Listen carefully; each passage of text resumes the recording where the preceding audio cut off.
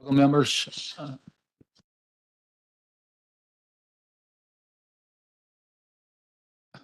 Try it again. Welcome, members, to this month's planning committee. I'm going to read the notice and summons of meeting. Dear members of the planning committee, you're hereby summoned to attend the reconvened meeting of the planning committee, which will be held as a hybrid social distance meeting to be conducted remotely via WebEx and also physically in the council chamber, Derry Road, Strabane, on Thursday, the 30th November 2023 at 2 p.m. And I'm going to ask Eamon to take members' attendance and apologies. Thank you. Thank you, Chair. Good afternoon, members. Alderman Hussey. Alderman Hussey. Alderman Kerrigan. Online, Eamon. Thank you. Alderman McMorris. Here, Eamon, online. Thank you. Councillor Jason Barr. Councillor Jason Barr. Councillor John Boyle. Here. Thank you. Councillor Sean Fleming. And Sean. Thank you. Councillor Paul Gallagher. And Shaw. Thank you. Councillor Christopher Jackson. And Sean. Thank you. Councillor Fergal Leonard. And Shaw. Thank you. Councillor Catherine McDade. Thank you. Councillor Rory McHugh. Apologies, Eamon. Thank you. Councillor Sean Mooney. Here. Thank you. Councillor Patrick Murphy. Thank you. Councillor Grace Unitas. Erlina, online. Thank you. Councillor Jason Barr. Thank you. Thank you, Chair. Thank you, Eamon.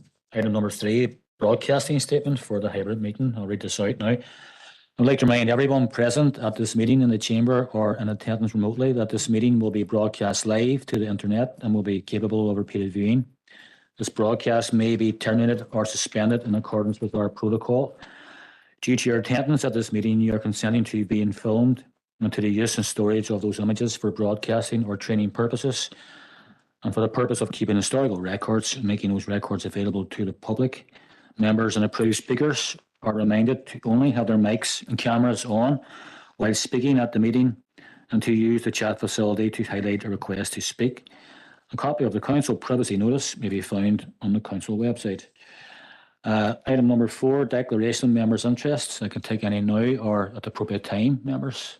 Thank you. Item number 5, chairperson's business.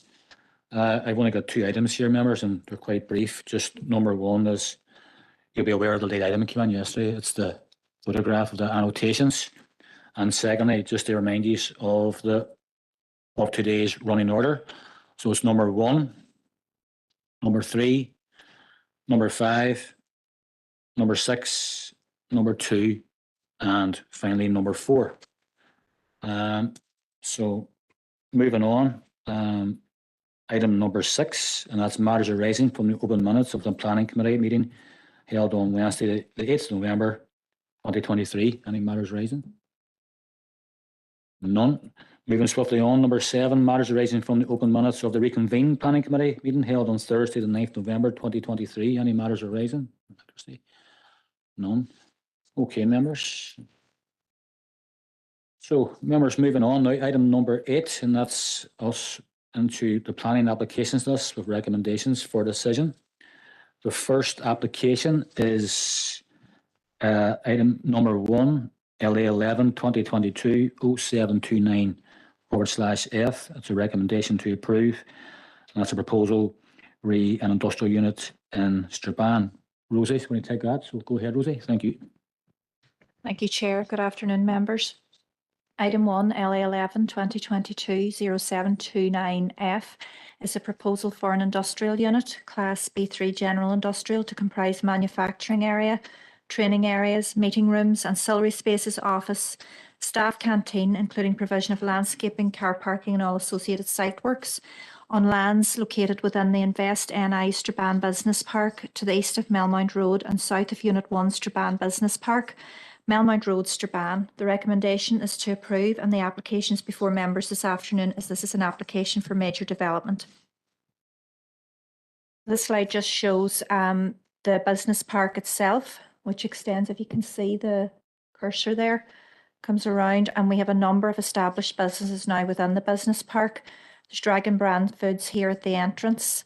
We have KES Group who now have a number of buildings on the site at this location, with another application just recently submitted for another extension here. And here to the south is the application site, today's application site for Fab Plus. So this site was initially approved under an application back in 2009 and an associated application for the internal road layout with access onto Millmount Road, which has now been laid out. So the site itself is generally flat and gradient, and the boundaries are well defined with vegetation. This combination of factors, it's actually at a lower ground level than Millmount Road as well, which runs up along this boundary of the site. And the good screening and the lower ground levels help to provide integration and screening of the site. And as I said there, the internal road network and access to the site are already laid out. The slide just shows a schematic of the Millmount Road where the vehicle is and the site itself at a lower ground level. So as I say, these help to give integration to the building. These are just the planning policies that the application has been considered under, and they're set out in detail in the planning report. And these are the consultation responses, just in summary. There's no objection, and the majority of consultees just recommend conditions. So the building, this is just the front elevation of the building, the public face of the building. We consider that that is a good high standard design. With the remainder, then the manufacturing floor part of the building is, just what you would expect really for a manufacturing building. So overall, in terms of its design, it's considered acceptable on the site, given that it's an existing industrial park. This is the layout then of the building proposed on site. And the layout, the size of the building is dictates really the orientation on the site, and then there's space left over for the manoeuvring and the parking of HGVs. I should just say as well, members, that because this is a major application, it was accompanied with a statement of community involvement, and this sets out the outcome of the public consultation exercise which the applicant undertakes before they submit the planning application. So the statement advises that there were only two representations received, one which strongly supported the proposal and the other which strongly objected. But during the process of the application, where we have neighbour notified and advertised, we've received no representations either supporting or objecting to the development.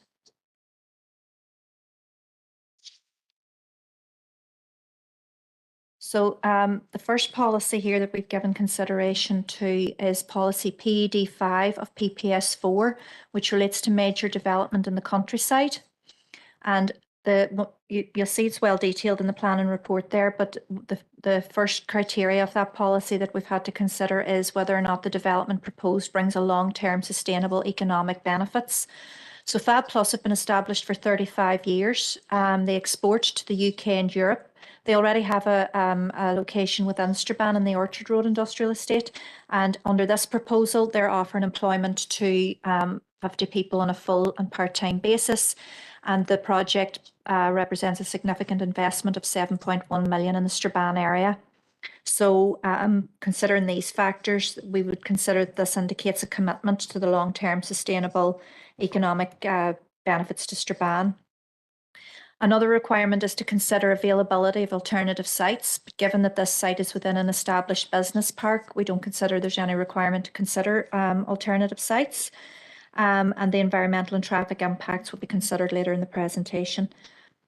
Under the PPS 4 policy for economic development uses, we've also given consideration to policy PED 8, which relates to development, the compatibility of developments with other established economic development uses. So the proposed development is close to Dragon Brand Foods and to KES Group, and the proposal for this application described as B3 general industrial, and these uses can have the potential to generate noise and emissions to air. We received, in respect to noise, we received a noise impact assessment, and there is a requirement to clad the building on a couple of the facades plus the roof. And this has been assessed by environmental health, and they consider that this as a mitigation will mitigate any noise, during the manufacturing that goes on in the building. And they've recommended a condition in respect of the cladding to be provided. We queried with the agent if there were any emissions to air from the industrial processes, and they advised that there's no pollutants or odours are released to the atmosphere during the production process. So officers consider that the development won't be incompatible with existing businesses in the park. The other policies then that we've given consideration to are summarised here. So in terms of natural heritage, in respect of designated sites, NIEA and SES recommend conditions regarding sewage disposal and for otter surveys, and these are in the interests of protecting the integrity of the riverfoil and tributaries SAC and ASSI. And in respect of priority and protected species and habitats, NED is satisfied, subject to conditions, that the development is unlikely to significantly impact badgers, birds, bats or hedgerows, which are NI priority habitat. Other environmental impacts, then we've given consideration to land contamination due to previous land uses in the vicinity. A preliminary risk assessment was submitted with the application, which assesses the risk of contaminated land to impact the environment and human health. And both NIEA and environmental health were consulted, and both are satisfied that the development is not likely to result in adverse environmental effects and poses a low risk to human health. In respect of sewage disposal, NI Water advised that there's incapacity on the foul sewer, and initially advised that the public system can't serve the development as it stands at present without a significant risk of environmental harm and public disamenity, including pollution, flooding and detrimental impact on existing properties. So for these reasons, NI Water and the applicant have agreed a downstream engineering solution to mitigate foul capacity issues and to allow for connection of this development proposal. The solution is to be fully funded and delivered by the applicant, and NI Water now recommend that the application is acceptable subject to condition. In respect of residential amenity, we've given consideration to noise, air quality and light pollution. As I said earlier there was a noise impact assessment submitted with the application, and it's proposed to clad the building to reduce noise. And this is acceptable. Environmental health considers acceptable given that the building will be operational 24 hours a day. As I've said earlier, there's no emissions to air, so we don't consider an air quality assessment as required. And there are lights proposed around the site, but these can be directed to avoid any light pollution. In respect of traffic generation, DFI Roads have assessed the predicted traffic from the proposed development against the traffic that's generated by the existing businesses in the park. And they conclude that given the overall floor area that's created throughout the park, the traffic impact should be less than was originally anticipated when the applications were originally approved back under the 2009 approvals. In terms of creating an accessible environment, the building has been designed to provide suitable access for those whose mobility is impaired, and there's accessible parking spaces have been provided adjacent to the building entrance.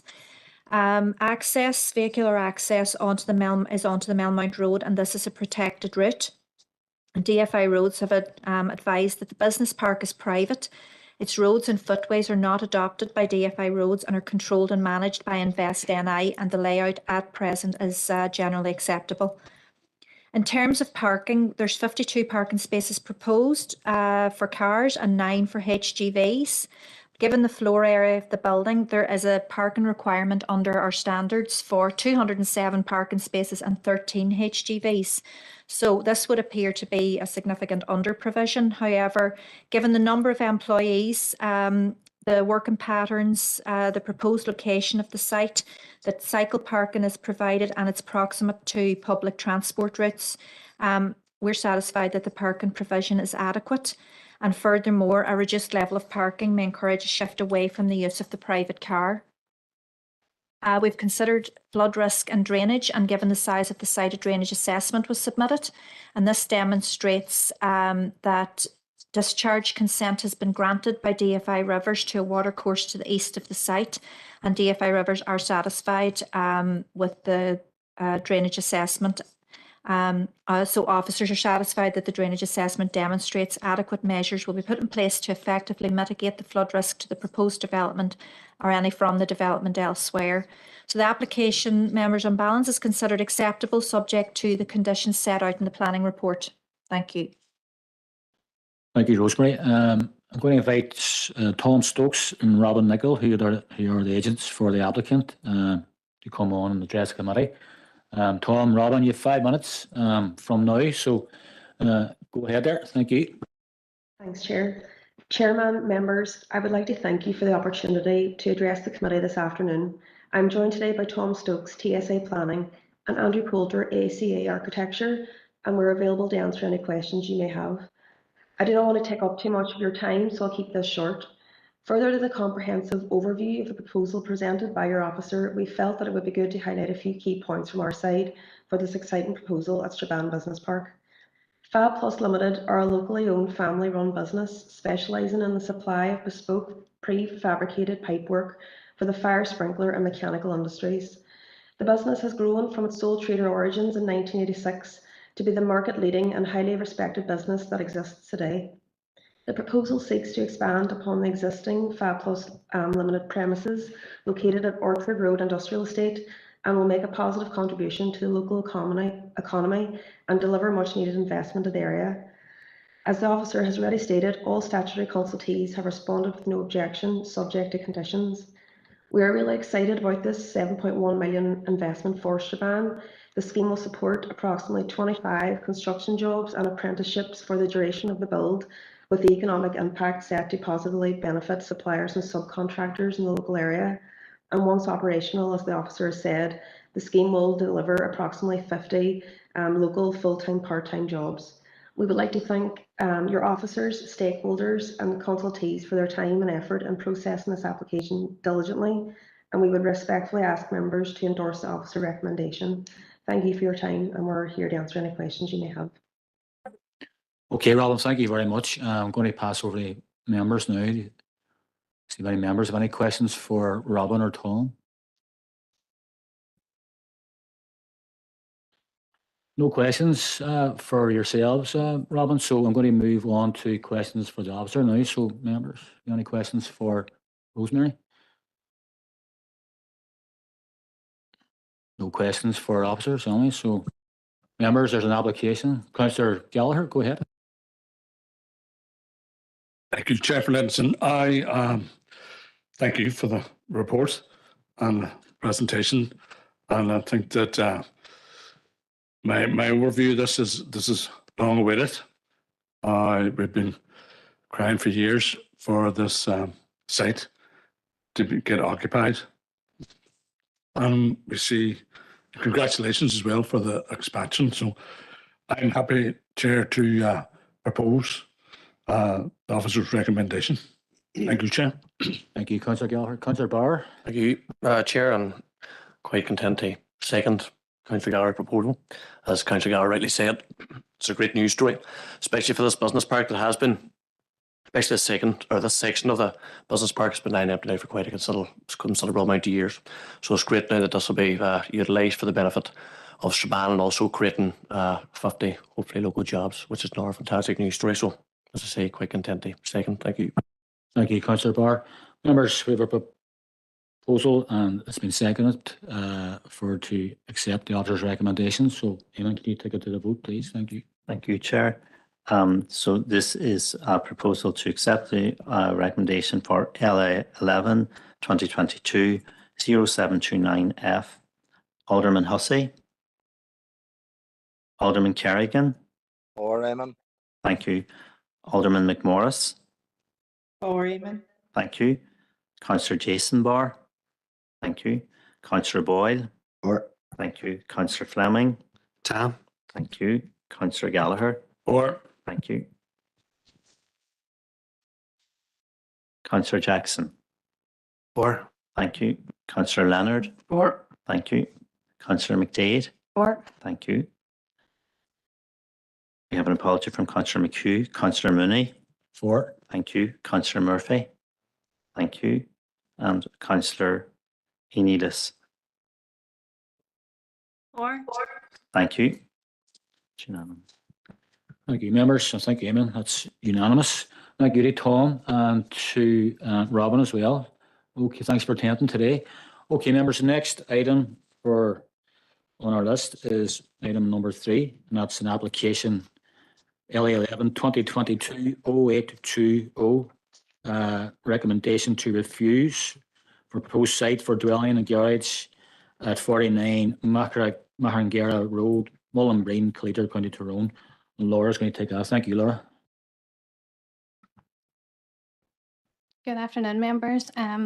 Application LA11 2022-0820, and it's an outline application for a site for a dwelling and a garage 35 metres east of 49 Mahangara Road, and that's at Cleator in County Tyrone. The recommendation is to refuse. So this is the site location plan and the aerial image of the application site. The site's located in the southwestern section of that larger agricultural field, between numbers 47 and 49. The land within the site slopes upwards from the roadside. The roadside boundary is currently defined by a hedgerow and a small watercourse. There's an agricultural gate between the site and number 49. The western boundary of the field is defined by a timber fence where it meets the dwelling and some small trees. And then the remaining boundaries, that's the northeastern and western boundaries, are undefined. The site's located in the rural area, and it's approximately 1 kilometre northwest of Cleator. So these are some images just of the application site here from the roadside, looking and towards it, just there with the existing residential property. This is just another view from the existing agricultural gate, looking again on the site and kind of longwards along it. In terms of the policy context, the applications have been assessed under the Strabane Area Plan, SPPS, PPS 21, PPS 2, PPS 3, PPS 6 and 15, and the guidance document there as well. In terms of the consultation responses, as outlined in detail in the report, there haven't been any objections from any of the consultees, and some have provided standard advice and conditions, which could be attached to any approval if permission is granted. There haven't been any letters of objection or support received in terms of this planning application. In terms of PPS 21, the agent had asked officers to assess it under all of the policies. However, just to outline here, we didn't consider the policy CTY 3, 10, 7 or 6 were relevant to this planning proposal. So we have assessed it primarily under policy CTY urban development.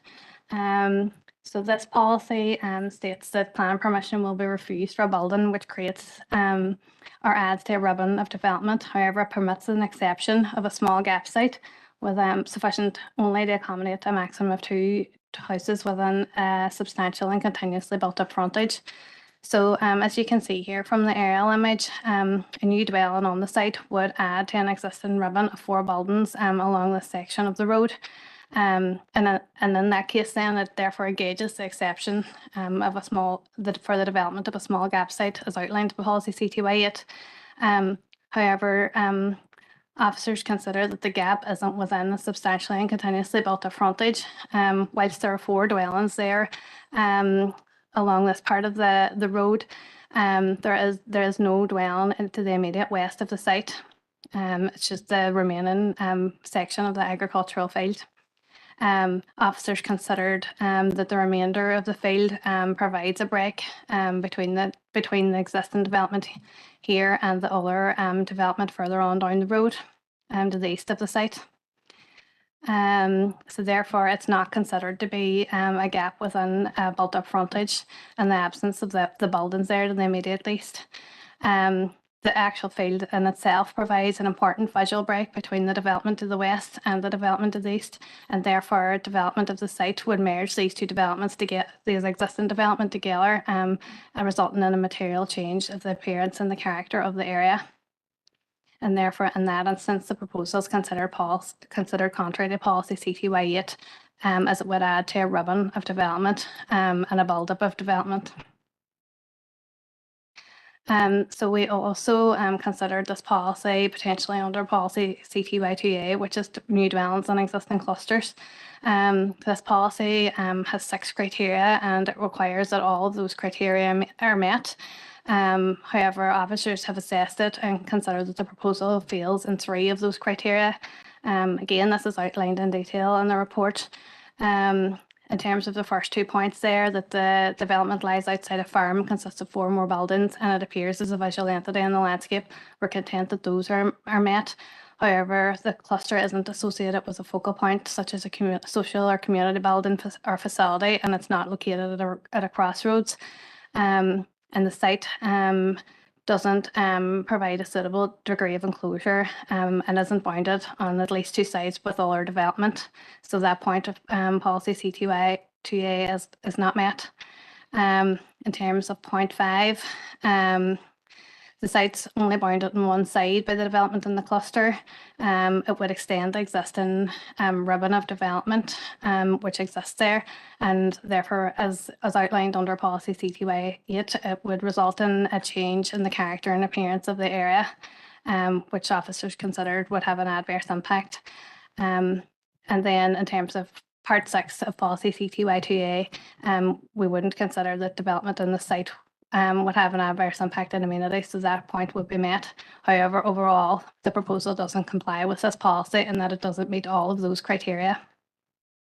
So that's just the proposal, I suppose, assessed in terms of PPS 21, and in principle, we do not consider that a dwelling is acceptable on the site. However, we assess it under the other policy considerations. In terms of amenity, we don't consider that the site would have any issues. A new access is proposed onto the road, and DFI roads have no objections to that. In terms of PPS 15, there is a small water course, but a maintenance strip can be provided. It's not within a floodplain and a drainage assessment isn't required. Therefore, the proposal can comply with policy PPS 15. Just in terms of PPS 6, there was a rath to the northeast of the site, but HED don't have any objections. In terms of natural heritage, both NIEA and SAS have been consulted. They don't have any objections to the proposal. There wasn't any evidence of any protected species found on the site, so therefore we're content that the proposal complies with PPS 2. Just to summarise, so that we don't consider that the application is a small gap site within a substantial and continuously built up frontage, so it's contrary to policy CTY 8. It doesn't meet all of the criteria of policy CTY 2A, and it doesn't meet any of the other cases where a dwelling will be granted under policy CTY 1. So the policy is contrary to policy CTY 8 and 14 of PPS 21. Also, that we would consider that it doesn't integrate into the landscape, contrary to policy CTY 13. Members will be aware that there's a late item submitted by the agent. This is I've just taken the image and put it onto a slide here. In terms of the issues raised by the agent, I think we've covered all those in detail in terms of the planning report. There's nothing new that we haven't considered. And just again to point out, we don't consider that the proposal complies with policy CTY 8. And therefore refusal is recommended for the reasons which are set out in the planning report. Thank you. Thank you, Laura. I'm going to move on now to the agents. So we should have Desi O'Neill or Brendan Jones online for agents for the applicant. Yes, Chairman, it's Brendan Johns. Okay, Brendan, you've got 5 minutes now to present to the committee. Start now, so go ahead there, Brendan. Thank you. Thanks, Chair. Would it be just possible to have that aerial submission put up for the members that we submitted yesterday? It really shows the whole linear site and its context, its full context. Yep, that's on screen now for members. Thank you. Okay, thank you, Chair. The proposed site is located in an area of the district where there's a significant rural community, where the RDS recognises that to sustain rural communities, new development is required that respects local social and environmental circumstances. But it's clear that in this locality, the existing settlement pattern of development has evolved along this stretch of the road, and presumably was a determining factor in the planning approval of 2 new infill dwellings sites nearby, and that would be on the map, or sorry, on the aerial photograph to the right of number 45. I think that's number 45, which shows that one of the houses has been developed and the other one is pending approval beside it. So basically, with the site being located within the rural area between 2 identified nodes of development for Ahiarn, shown in the area plan, the designation of some residential development has been lost to floodplain issues. Laura has described the area basically as we would agree with. But the site itself occupies roughly half of an existing field with a frontage to the public road. Immediately to the northwest, and that would be to the left as you're looking at the aerial photograph, there are 4 dwellings, all with frontages to the road, 49, 49A, 49B and 51. The house numbering of 49A and 49B would suggest that these were previously approved as infill dwellings. Numbers 47 and 45A exist immediately to the southeast, with number 45 further to the southeast. And there's a as yet undeveloped dwelling beside number 45A.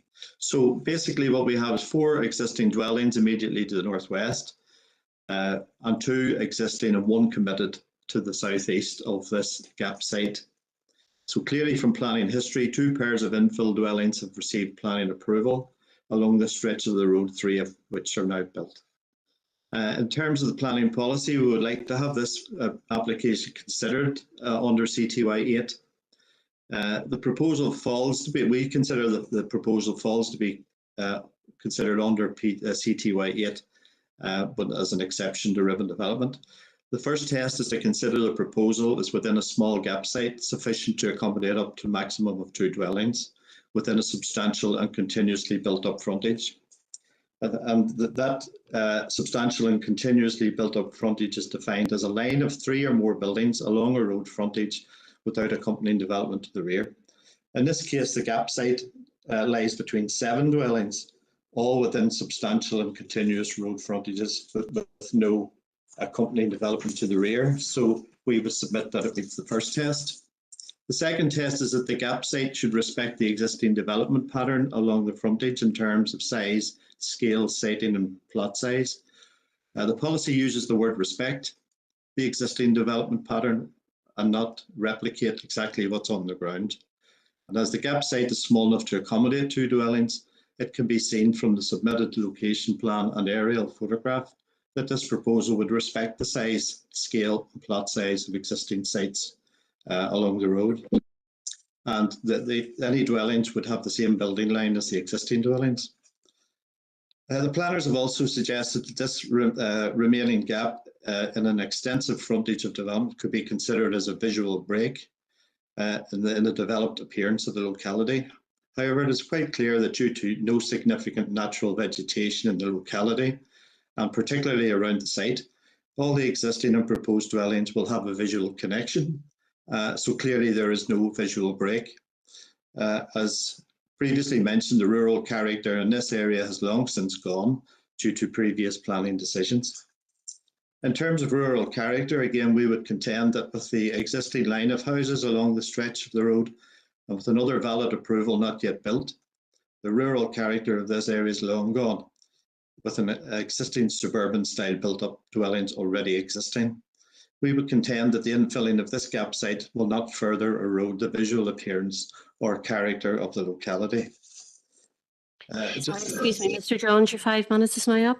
Okay, just in conclusion, we would suggest in the light of those previous infill approvals nearby, we would query the consistency and fairness of policy application in this case.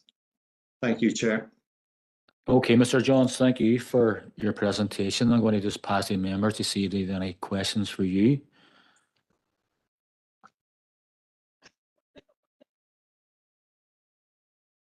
Yep. Alderman Kerrigan, do you want to come on there? Thank you very much, Chair, for allowing Okay. me in. I was just going to query Mr. Johns if that's possible there. In regards to, and again, I know that area. I know that area not just from driving on it. To be fair, we've done a few sponsored walks and walked that section of road. So you see a road differently when you're walking it compared to just driving along it or being driven along it, I should say. In regards to there are 4 refusal reasons there, Mr. Johns, for this application, and I do note that you are referencing that this area, and it is just solely, I suppose, in that area where there's a substantial amount of development. But in regards to this application, in your view, if it is taken under CTY 8 and if it is referenced as a gap site, in your view, then is that knocking out the CTY 2A and the clustering element? So if we're treating it as the gap site, is that then moving aside or setting aside sort of the third refusal reason in regards to policy CTY 2A, the cluster element? And a follow-on question from that would be in regards to boundaries and the fourth refusal reason of CTY 13. It is, you would be minded of seeking to, I mean, this is outline application. You will have if you're successful, you would have a second bite at the cherry to try and put boundaries, more substantial boundaries in line with what is currently in the area. So just if you could clarify those couple of points for me. Thank you very much. Thank you, Alderman Kerrigan. Do you want to go on there, Mr. Jones? I know there's quite a lot there, but you can. Thank you. Cheers. Yes, Chair. Yeah. Look, I know there are 4 reasons for refusal listed, and the planning department are obliged to consider it under all policies. But certainly that I would consider that the ribbon development CTY 8 is the most relevant here. We know that the site is not linked to the crossroads, and therefore CTY 2A is not really applicable in this case.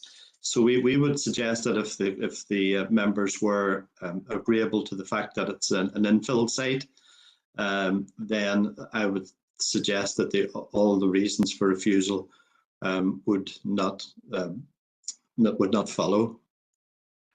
In terms of the development, I know the policy asks for a type of concept drawing to show how the dwellings would fit into the site. And I think that the aerial photograph that was submitted yesterday shows exactly where the rear boundary of the site would be, and that would be in line with the four dwellings to the, if we can call it, to the left-hand side as you're looking at it. And it's also very similar to the boundaries on the right-hand side as you progress down the public road. So in effect, because we're suggesting there is no visual break at all as you drive along from either direction, then they'll just fit in exactly on the same building line, and it will not make much of a difference to the visual appearance of the area. I hope that answers your questions, Councillor. No, thank you very much. Thank you, Mr. Jones. There's no further questions from any other members. So, Mr. Jones, thank you. We can just sit tight there. Thank you. Members, any questions for our officer, Laura? Councillor Gallagher, come ahead there.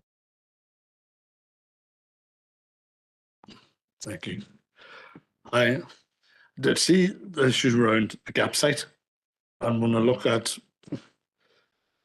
this, and if we take the ones that's in the report in green, and there was approval there for number 2 of new build, and that was in between 2 buildings as a gap site. And you look at, and I'm only going by May, but when you look at that gap between those 2 sites, and then if you go to this application and you go the distance, they were very much of a similar nature. So I'm wondering how the new one, number 2, was approved versus this gap, and the reason for declining the gap site, because it looks, as I say, inch for inch of a similar small gap. Thank you. Thank you, Councillor Gallagher. Laura, do you want to? Yeah, through the chair. I understand where you're coming from, Councillor Geller. In terms of that site there at number 2, it was approved prior to our advice in terms of the judicial reviews that have been recently held in terms of the policy CTY8. So obviously, at that time we were potentially interpreting that policy and applying the policy wrong. So that is why approval was granted at that site. It was an individual site just there on its own, and we had approved it in terms of it being a gap site. And we were improving it in terms of the whole field being able to accommodate 2 dwellings. However, following that legal advice, really the red line should have been around the entirety of the field.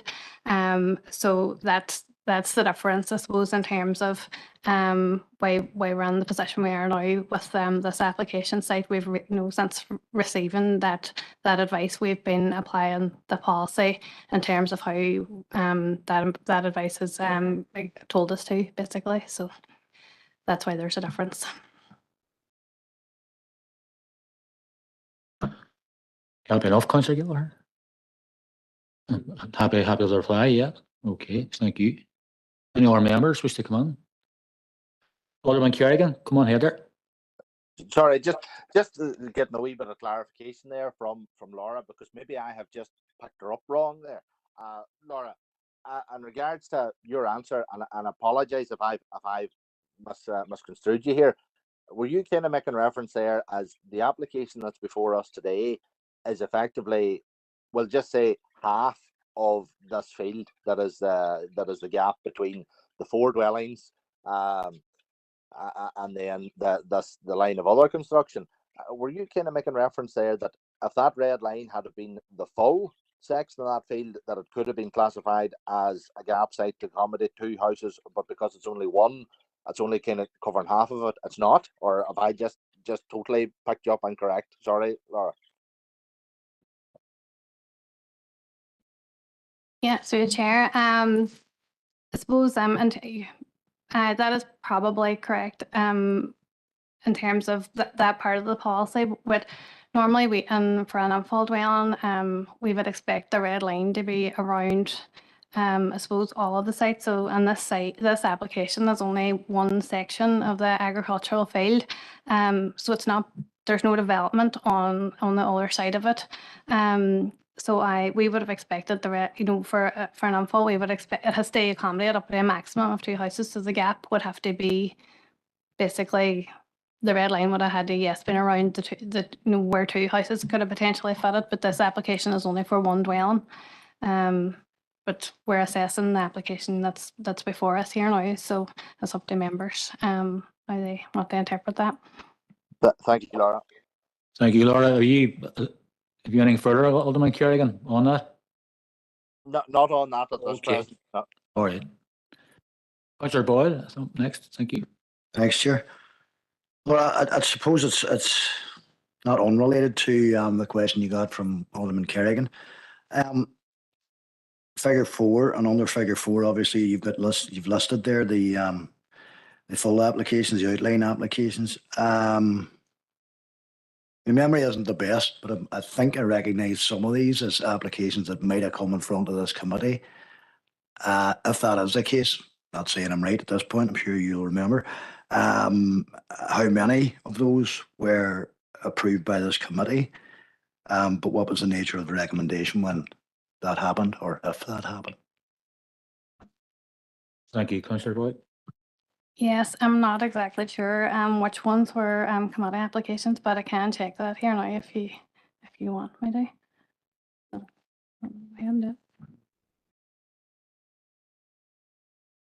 Well, what I'll do, I'll actually move on to Alderman Hussey now because he's looking on so then to come back on that. Okay, Councillor Boyd. Derek. Thank you, Chair, and apology for late arrival. I was at another event with the head of department. And there's a question really for Philip. I want clarification. Like every other member on the committee, I'm sure, I have looked very carefully at this prior to the meeting. I know the site extremely well on Matnagira. And I want to know if I having missed the officer's presentation, if I am entitled to vote if this matter goes to a vote. Oh, The advice from officers would be that you do not vote, having missed part of the application, but obviously it is a matter of individual members' discretion. thank you. Any more members wish to come on while we're waiting on that clarification from Laura?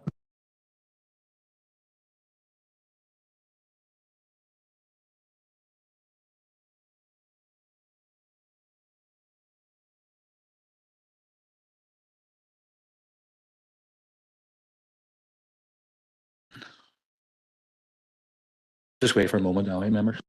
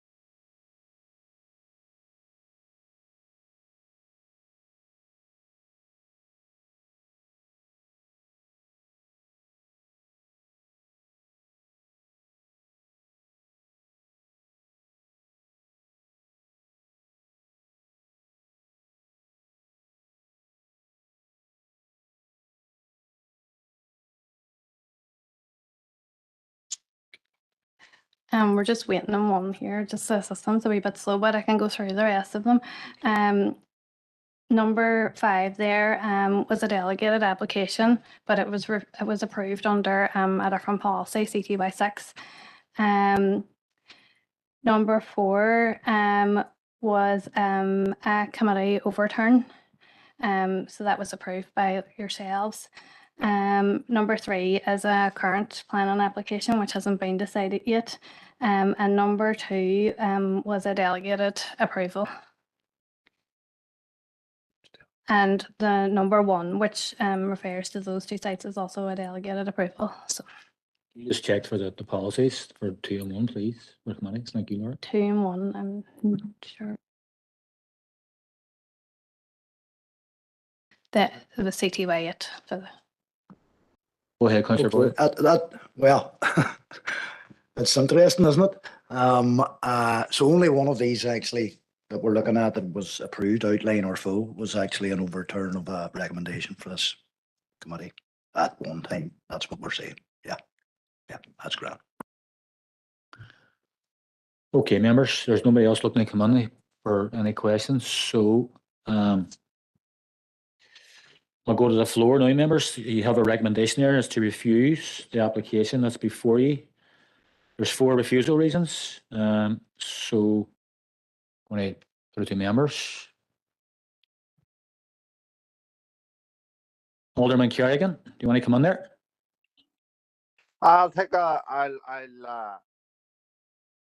comments here, Chair, and I'll seek to try and put forward a proposal.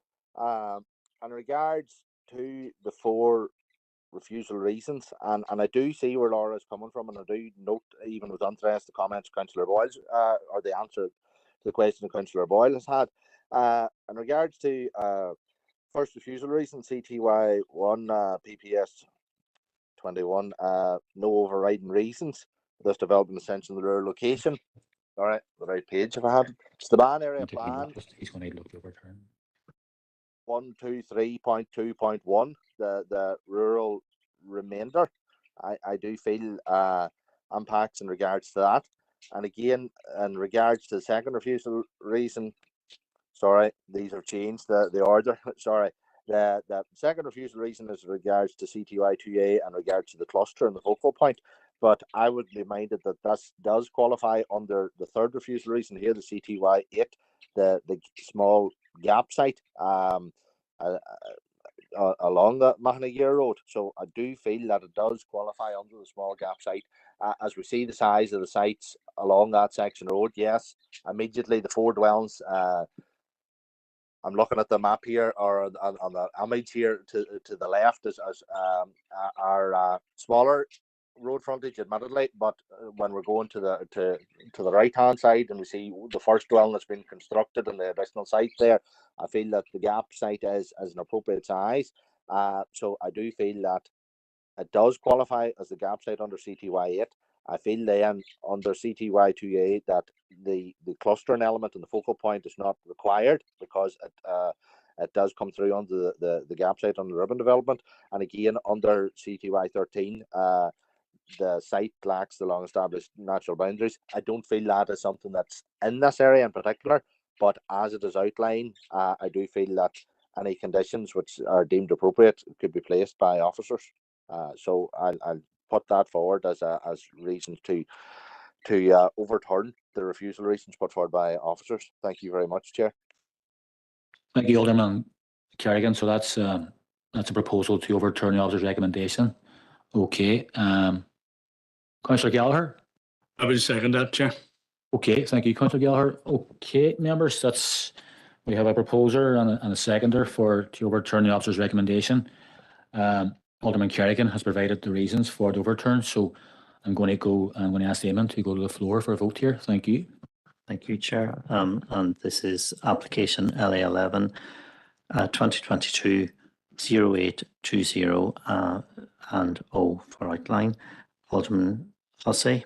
Would be minded to support the proposal, but on officer advice, I must abstain. Thank you. Alderman Kerrigan. For Eamon. Thank you. Alderman McMorris. For Eamon. Thank you. Councillor Jason Barr. For. Thank you. Councillor Boyle. For. Thank you. Councillor Fleming. Tam. Thank you. Councillor Gallagher. For. Thank you. Councillor Jackson. Tam. Thank you. Councillor Leonard. Top. Thank you. Councillor McDade. For. Thank you. We have an apology from Councillor McHugh. Councillor Mooney. For. Thank you. Councillor Murphy. Thank you. And Councillor Neelis. For. Thank you. It's unanimous. Thank you, Eamon. Members, that was unanimous. Thank you to Mr. Johns too. So we're going to move on now to our next application. That's application number 5. That's LA11 2023-1451F. Recommendation is to approve. That's the retention of 5-bedroom HMO 7 Princess Street, Derry City. And that's Malgi. Go ahead, Malgi. Thank you. Thank you, Chair. Good afternoon, members.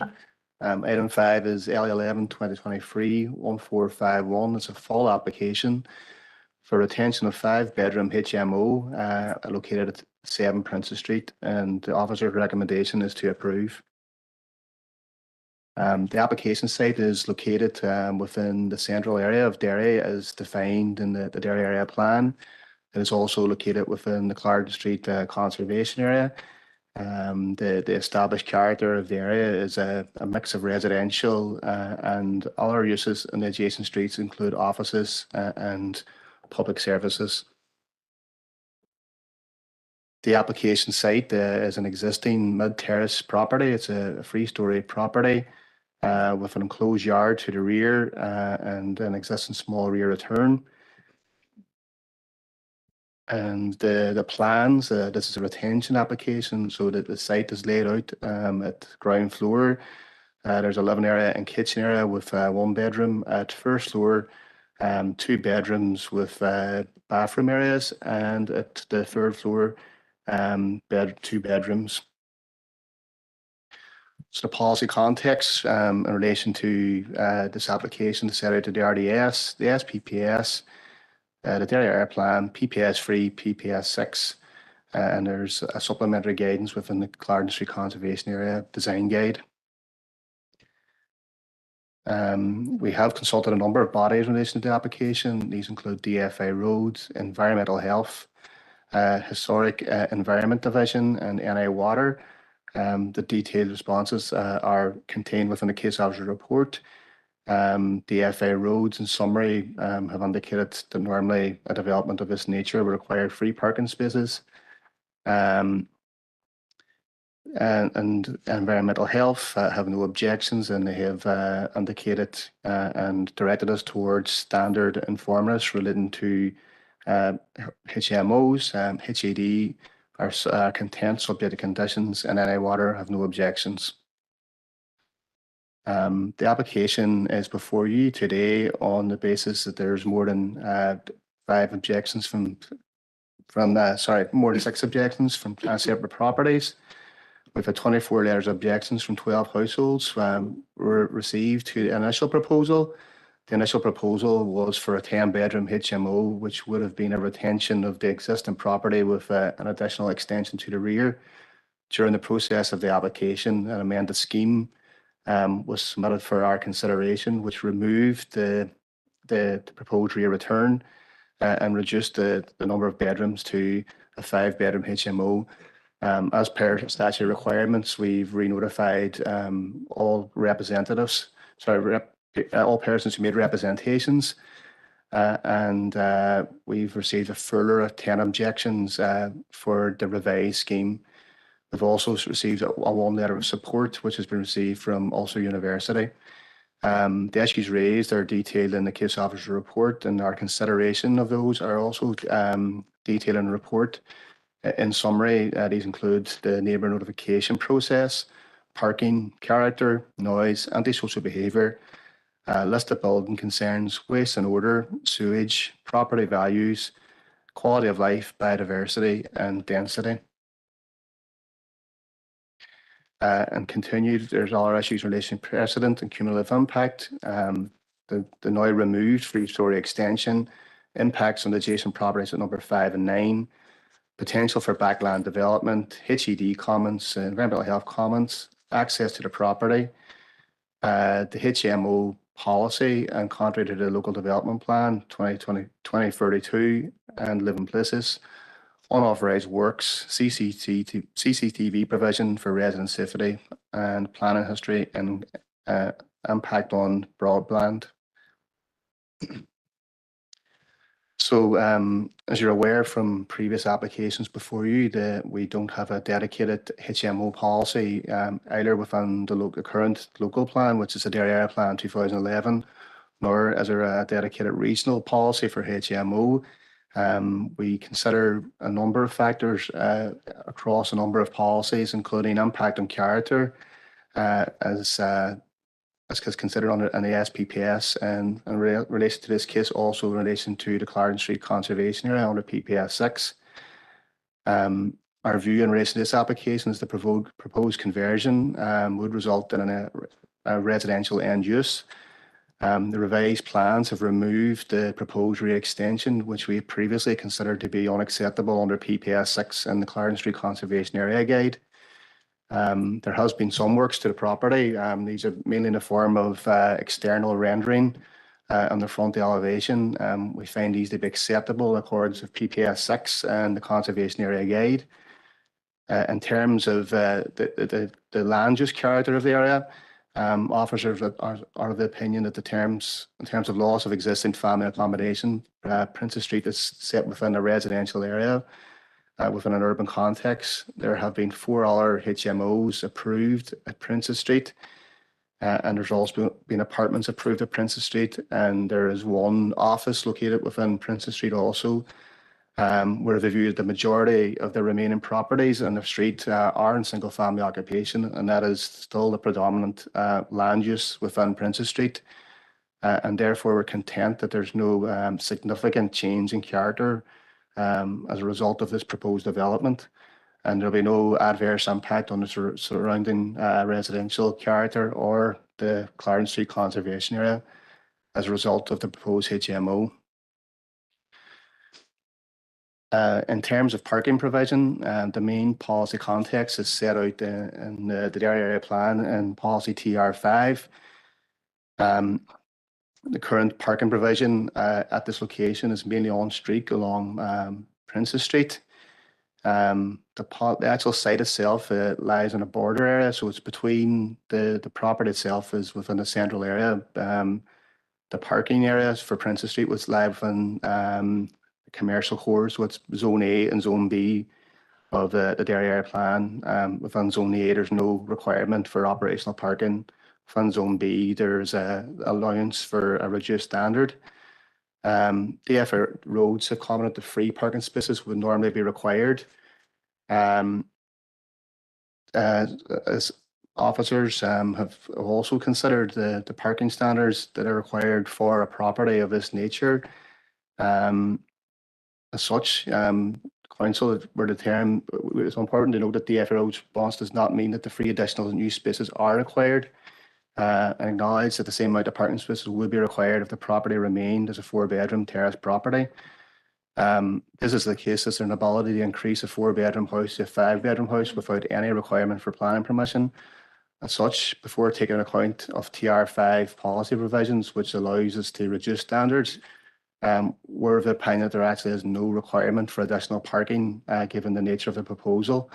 And there will be no shortfall of spaces considering the fallback position in relation to the existing use of the property or the previous use of the property.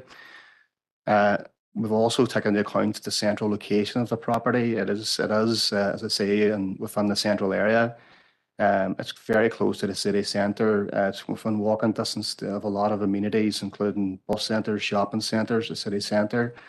And there's also during off-peak times, there would be parking availability within the area. In terms of residential amenity, mainly we've taken into consideration, but not exclusively, the residential amenity of the occupiers of the HMO. As indicated in the description of the application, there's a large rear enclosed yard to the back of the property, which is sufficient to provide acceptable level of private amenity space for the occupants. There's adequate shared facilities within the HMO, which are in compliance with the expected standard under the NIHO standards for HMOs. Therefore, officers are satisfied that the residential amenity of the occupiers is protected. In terms of impact on nearby properties, the main concerns relate to the potential for noise disturbance and impact on privacy for nearby properties. There are no operational development. What I mean there is there's no additional windows proposed other than what exists at present. In terms of noise, should any complaints arise in terms of noise and disturbance from future actions, that would be subject of investigation by environmental health, both under their own statutory nuisance powers and also in relation to the licence regime for HMOs. The EHD have provided informers regarding recommended noise transmission for the occupiers of HMOs to neighbouring properties. So having considered all these issues, officers are of opinion there will be no significant adverse impact in terms of residential amenity as a result of the proposed development. We've considered the policy requirements in terms of the built form, also in relation to Clarendon Street Conservation Area. Officers are of opinion that the proposal in terms of its form, scale and end use is compatible with the conservation guide and PPS 6 in the Derry area plan. There are no issues in relation to natural heritage, given the nature of the site and the location of the site and the nature of the proposal. It's in compliance with the NIHE standards.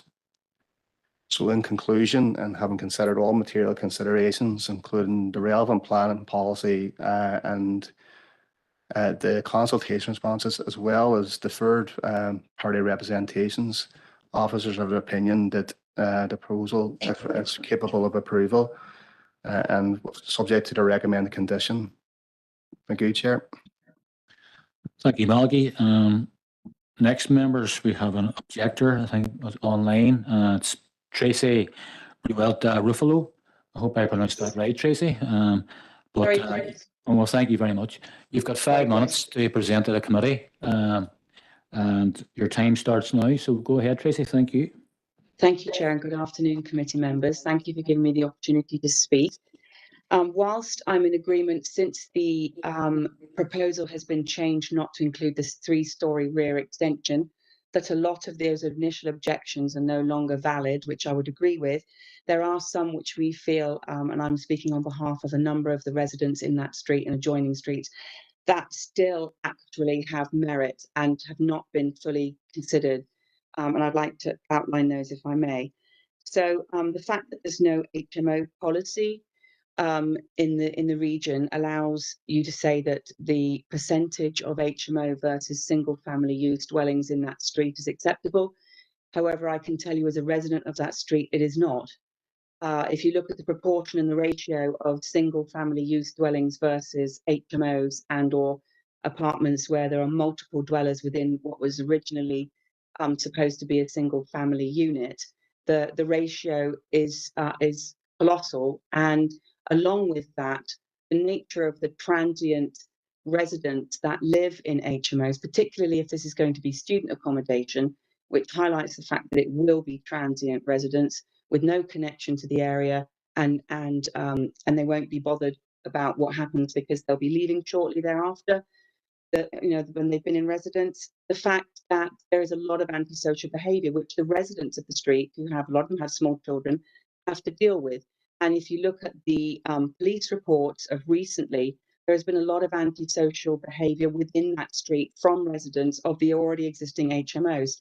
And so saying that there's no impact on the residential amenity value because of the conditions you just listed there is incorrect. There will be an impact on the residential amenity value. Property prices are known to go down with the granting of HMOs by 15%. But let's not even consider the financial ramifications of this. Let's look at the amenity value for people actually living there. It's awful when you have people fighting in the streets or shouting, screaming up late at night out in the street, waking up children, and that has to be considered. And I don't hear any due consideration of that given in the justifications for approving this. Likewise, the DFI roads, I agree that people should be trying to move away from using cars and using public transport, etc.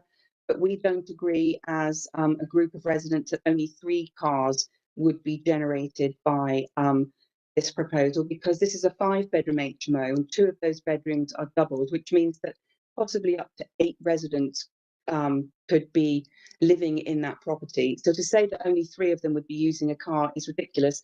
And to say that the policy, I think you quoted TR5, where there's reduced standards. Why are there reduced standards when there's already congestion and crowding within that street as it is with the existing number of residents? And that's while number 7 has remained empty, and or when it was a single family dwelling. So we feel that it won't be 3 cars, it could possibly be as many as 5 cars, and even 3 cars are an additional 3 cars too many for that street.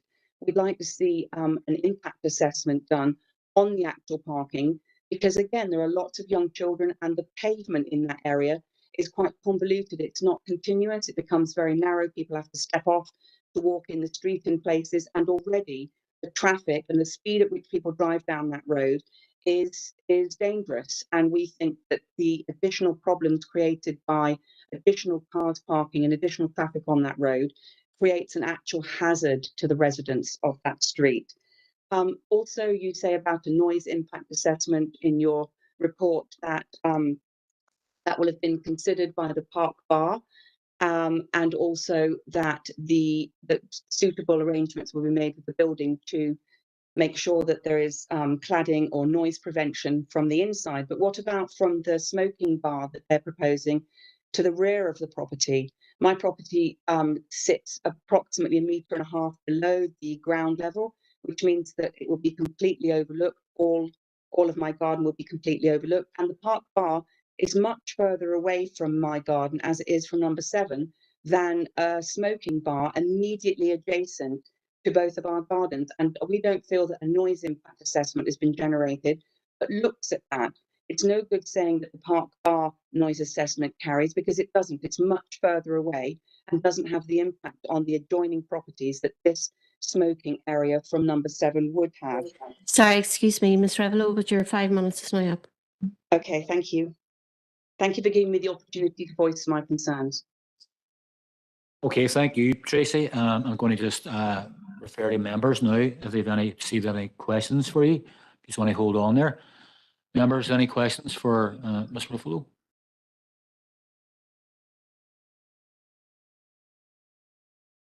Councillor Boyle. Thanks, Tracy. Thanks for that. Thanks for giving us your representations. In relation to your contentions around parking, I would say most of us know this area quite well. Would it be fair to say that the parking issues in general along Clarendon Street, Princess Street, Queen Street, James's Street are problematic during the day and less so at night? I sense that there's much more parking in and around that neighbourhood after business hours. So the issue with parking there is really in relation to how many businesses are operating in that neighbourhood as much as it is about how many people live in that neighbourhood. Thank you, Councillor Boyle. Tracy, do you want to address that? Thank you. Yes, please. You're right, parking is worse during the day, absolutely, with the transit nature of people coming in using shops and businesses, etc. But it's still overly congested on that particular street at night. And we're concerned about the fact that the increased vehicular traffic of people using the dwelling as they would normally on weekends and in the evenings, etc., still presents a problem with parking and street traffic down that street, regardless of whether it's day or night time.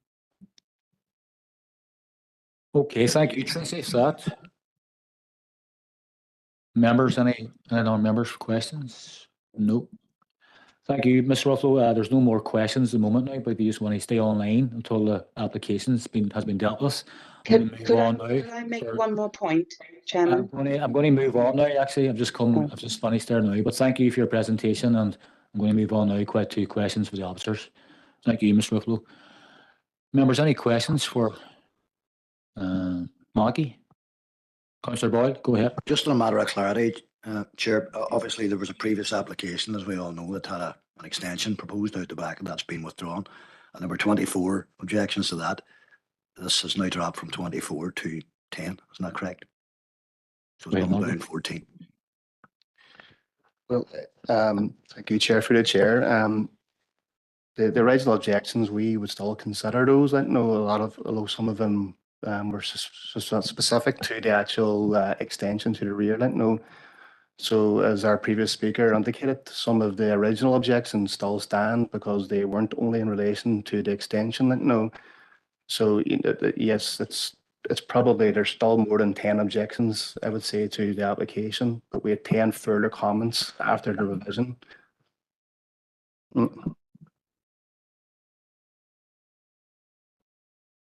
No one else? No further questions? Okay, thank you, Maggie, for that.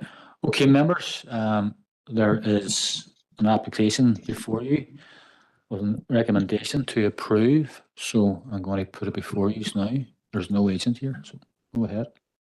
Councillor Boyle, thank you. Yeah, Chair, it's notwithstanding the comments that were made by Tracy. However, there's a very strong reason, I think, for approving this.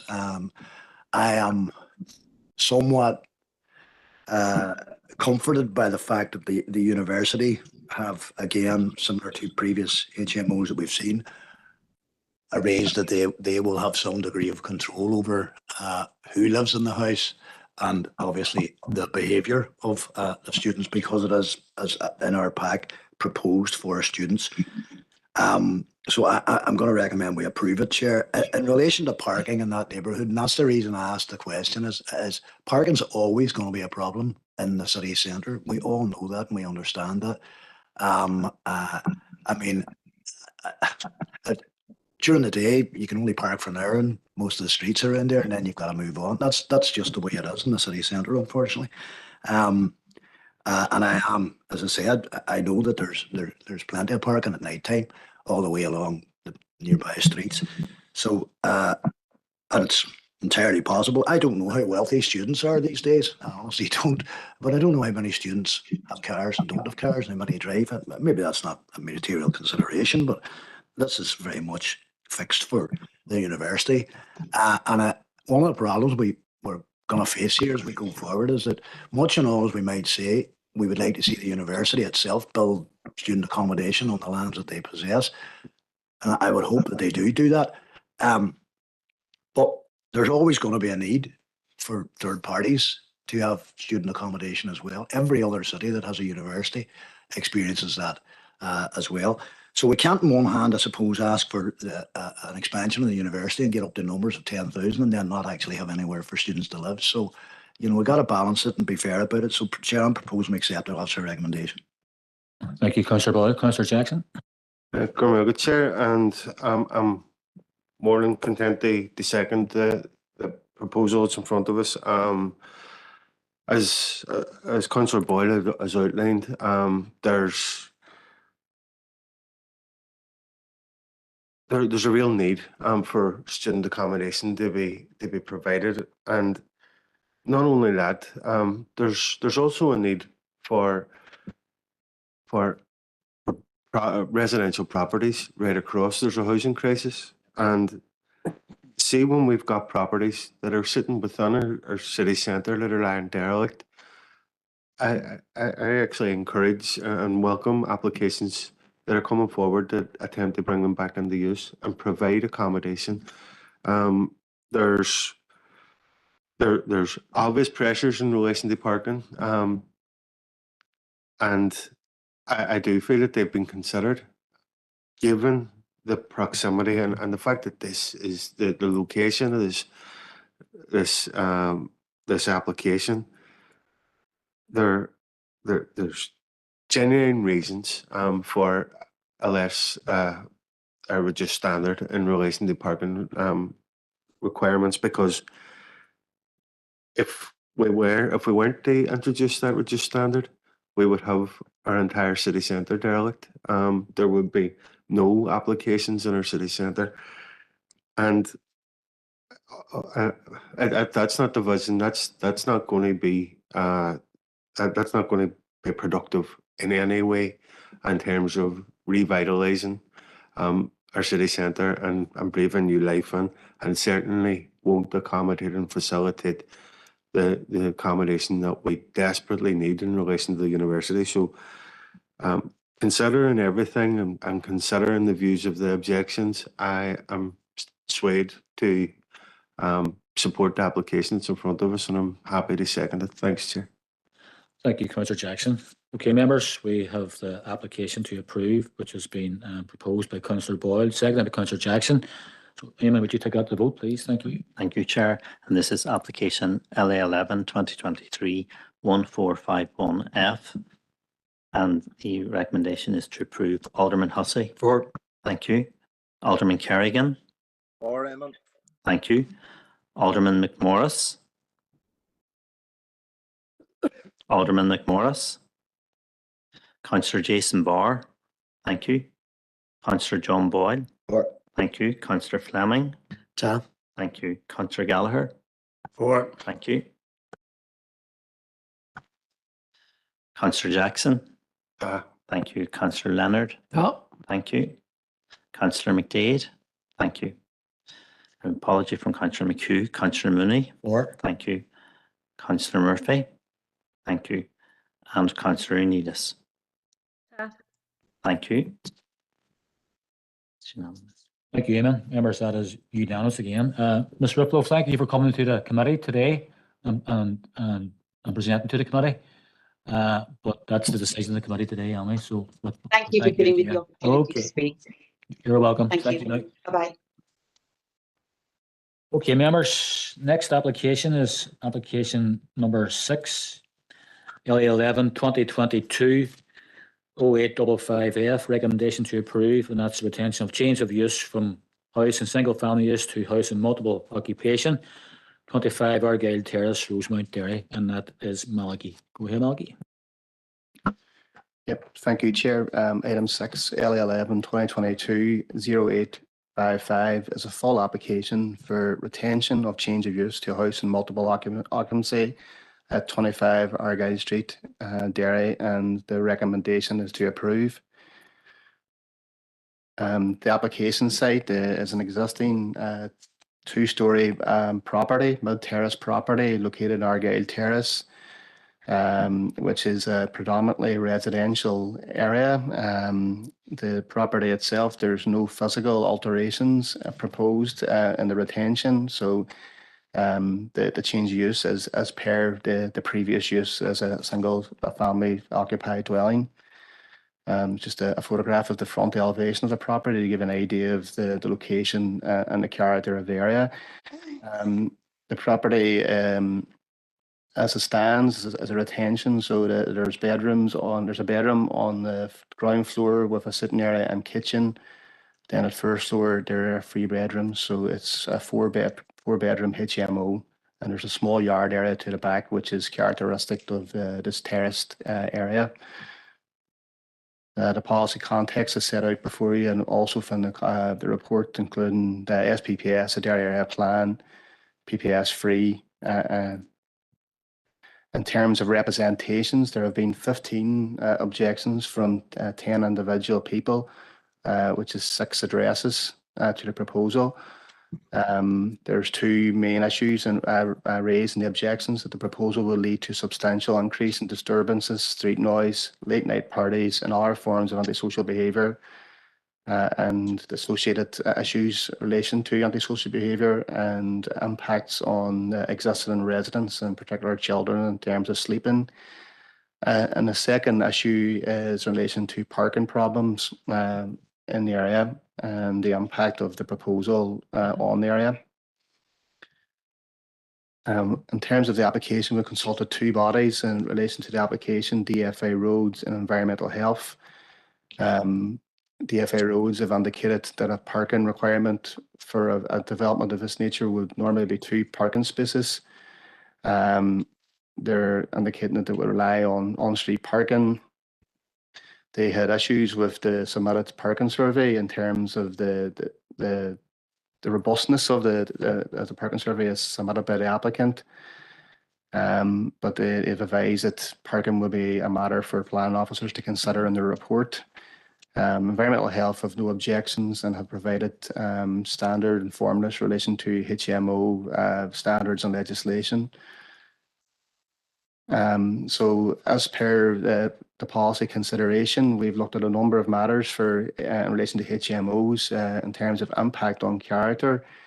The existing character of area is predominantly residential. Therefore, we consider the retention of a HMO at this location would not individually be significant or harmful to the character of the area. The property could be easily re-inhabited by a family should the building be required for that use in the future. There's little or no alterations to the building as proposed. In terms of loss of existing family accommodation, Argyle Terrace is an established residential area within an urban context. There have been $8 HMOs approved along the street of 44 residential properties. Therefore, officers consider the majority of the existing dwellings in the street will remain in single-family occupancy, and there will be no significant impact or change in character of the area if another HMO is approved. In terms of parking provision, the existing dwelling was a 3-bedroom house which could accommodate up to a maximum of 4 adults. Officers are of the opinion that the previous established use as a single-family home, there will be no significant change in terms of the requirement for parking. This won't result in any additional need for parking requirement. Yes, Moses. Jesus, fucking don't tell me she's getting married. Alderman Morris, can you turn your mic off, please? We have hearing your phone conversation here. Oh, Jesus Christ, that'll be your Morris. Jesus. Alderman Morris. Are you seriously getting married? Nairy. Sorry, yeah, sorry. Thank you, Nairy. I don't know where to start. Keep going, Malachy. Keep going. Right. Okay, thank you, Chair. Yeah, in terms of the parking, no, officers are of the opinion that there will be no additional requirement generated by the proposal, given the fallback position of the property. In terms of residential amenity, the main concerns are in relation to noise. If there are noise complaints, these will be directed through EHD and their statutory noise through their statutory noise powers, and also through the licensing regime that exists for HMO properties. Therefore, officers are content that these matters can be dealt with through all our legislation. In terms of natural heritage, given the nature and location of the site, there are no concerns from officers, and we're also satisfied that the proposed development is within the required standards for NIHE in terms of HMOs. So having considered all material considerations, including third-party representations, the policy context, and consultative responses, officers recommend approval for the development. Thank you, Chair. Thank you, Malachy. We have one further speaker, and that is Mr. Eddie Kerr. Eddie, do you want to come into the chamber here? Just take that seat there. Thank you.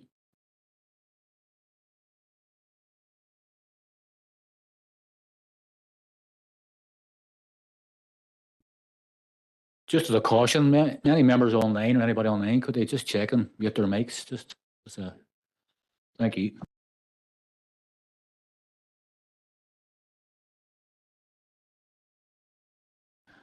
All right, Mr. Kerr, you have 5 minutes to present the committee. Thank you. Thank you, Chair.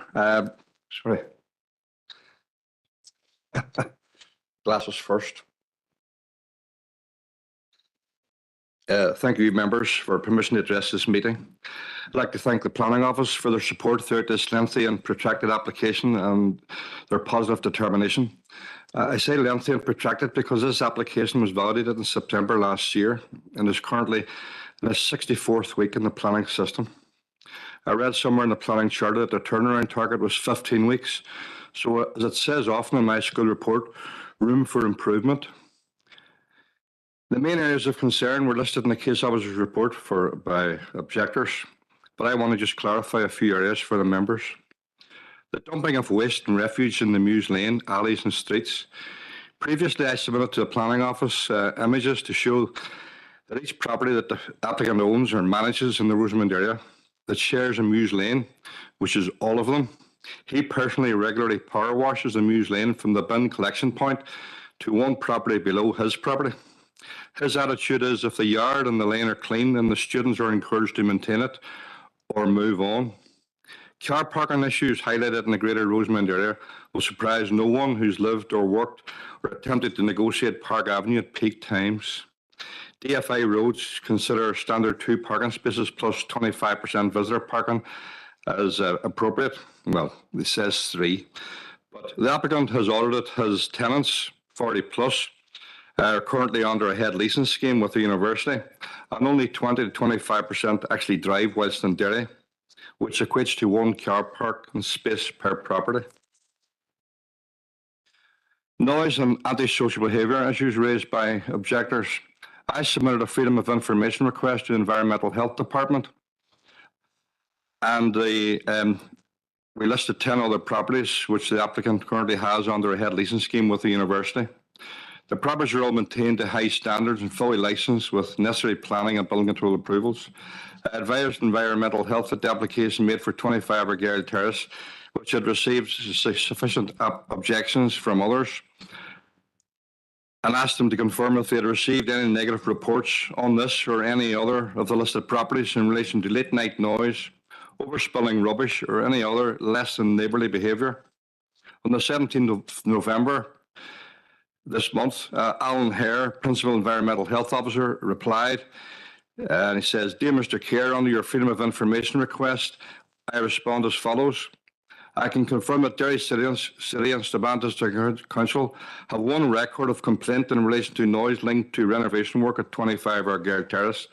The complaint was received in September 2022 and was resolved without further enforcement action being required. No complaints were received in relation to the 10 other properties you have listed. I have with me 8 letters of support from neighbours of the applicant's other properties, who have confirmed that whilst they lived adjacent to a number of the listed properties, they have had little or no reason to complain about the behaviour of the students, either from late night noise, parking or overflowing bins. They confirmed the applicant is a frequent visitor to each property and takes time to engage with the neighbours.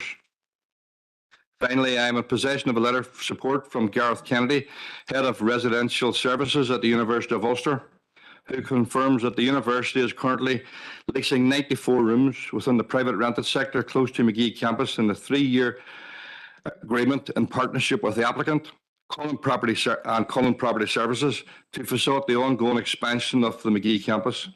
Gareth confirms that due to the ongoing expansion of the university, Ulster has been working with the applicant and other agents to increase the supply of student accommodation to support the opening of the medical school, the transfer of the allied health sciences and additional courses attracting students from much further afield, which is seeing an increase in international student intake, which means a greater proportion of students are seeking accommodation locally rather than living at home or commuting to the campus on Norton Road. The accommodation being provided is of a high standard and popular with the students. It meets all the statutory and health and safety requirements and is managed in accordance with the Ulster University's published terms and conditions. Management issues or resident concerns are addressed by the university in partnership with the Community Safety Warden Scheme and the PSNI, who address issues that take place at night. Ideally, we would like to have a number of student villages throughout the city, similar to Duncragan Road, paid for by government. But in the absence of that dream, we are dependent on this and similar managed properties to house our youth in education. Again, Chair and members, thank you for your time, and I trust you'll support the case officer's recommendation. Thank you. Okay, Mr. Kerr, thanks very much for your presentation. Do you want to CPR there, because there may be some questions here from some of the members. Members, any questions for Mr. Kerr? Go, Councillor Boyle, go ahead there. Thanks, Chair. Thanks for that, Eddie. Just looking at the photographs, they were submitted by you, the agent, obviously. There's 3 photographs here, 7th of the 11th, 22, the 8th of the 11th, 22, and the 15th of the 11th, 22. And it's evident from those photographs that there's plenty of parking there, but of course that might be, can somebody get that image up ready so as you can see which ones I'm talking about? But do you recall what time of day those photographs were actually taken, Ready?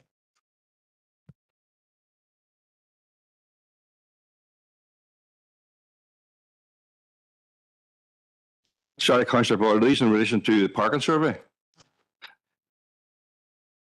They were taken in the morning between 8 and 9:30 by the applicant.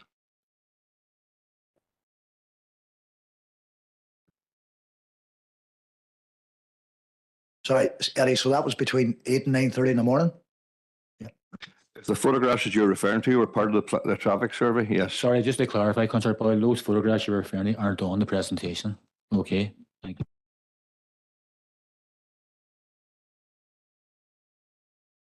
All right, thanks, Eddie. Cheers. You okay, Councillor Boyle? No? Okay. Any other members? Any questions for Mr. Kerr? None. No questions, Mr. Kerr. Do you want to take a wee seat back down at the back? Thanks very much for presenting there. Okay, members, any questions for Malachy? No questions for Malachy or Councillor Boyle, go ahead. None? No. No questions for the officer. Councillor Boyle? Thanks, Chair. Again, bearing in mind everything we've just heard from the applicant's agent, and I have to say, I'm gonna again recommend we approve this, Chair. But before I do that, given the evidence that Eddie's actually just given us, the applicant here strikes me as somebody who runs a very tight ship, and nobody gets to step out of line, or there are people who are staying in the various accommodations that he's providing are encouraged to not step out of line and stuff like that. So there seems to be a level of, again, look, everybody knows, again, in and around that area, there are times of the day where it's going to be difficult to park, and there are other times of the day where it's not going to be difficult to park. But we can't allow that to, again, stop us from providing accommodation for whether it be students or local families, because that's the other thing in relation to this. Obviously, this is a retention of a HMO, but it could very easily go back to being a family home very, very quickly if say, the applicant decides that they don't want to do HMO anymore and they want to let it out to families. It could be emergency housing for families, who knows? So I'm going to recommend we accept the recommendation to approve, Chair. Thank you, Councillor Boyd. Councillor McDade. Thank you, Chair. Just going to second Councillor Boyd's proposal, and just thanks, Malachy, for the report. You seem to be getting all the HMOs at the minute, so thanks very much. And thanks to Mr. Kerr for the report, the presentation as well. I'm going to agree with Councillor Boyle there. I wish I had a landlord like that when I was at university, because I certainly didn't have one come power washing our back lanes, but thanks. Thank you, Councillor McDade. Okay, members, this application comes to a recommendation for approval. It's been proposed by Councillor Boyle, seconded by Councillor McDade. So, Eamon, can you take us to vote, please? Thank you. Thank you, Chair. And members, this is recommendation to approve LA 11 2022 0855F. Alderman Hussey. For. Thank you. Alderman Kerrigan. For, Eamon. Thank you. Alderman McMorris. For. Thank you. Councillor Jason Barr. For. Thank you. Councillor Boyle. For. Thank you. Councillor Fleming. Tap. Thank you. Councillor Gallagher. For. Thank you. Councillor Jackson. Ta. Thank you. Councillor Leonard. Ta. Thank you. Councillor McDade. Thank you. Apology from Councillor McHugh. Councillor Mooney. For. Thank you. Councillor Murphy. Thank you. And Councillor Neelis. Thank you. It's unanimous. Thank you, Eamon. Members, that's unanimous. So thank you to Mr. Kerr and to the applicant for coming to the committee today. Okay. Right, members, moving on to the next item. Bear with me. Item number 2, it's LA 11 2022 0017F, recommendation to approve. And that is for a proposed extension to existing sports hall, changing places, storage space, along with associated parking and landscape works at the Melvin Centre, Strabane. And that's Laura. Thank you, Laura. Thank you. So LA 11 2022 1117F is an application for an extension to the existing sports centre to provide a sports hall, changing places and storage space, along with associated parking and landscaping, and that's at Melvin Sports Complex in Strabane, and the recommendation to approve. This application is before members because it is a council application. So this is the site location plan. As you can see, they're outlined in red. The site's located in the southwestern corner of the grounds of the existing sports complex, and to the rear of the existing buildings. And the car park, it currently includes part of the existing car park and an existing mugga pitch, a small play park and some grassed areas.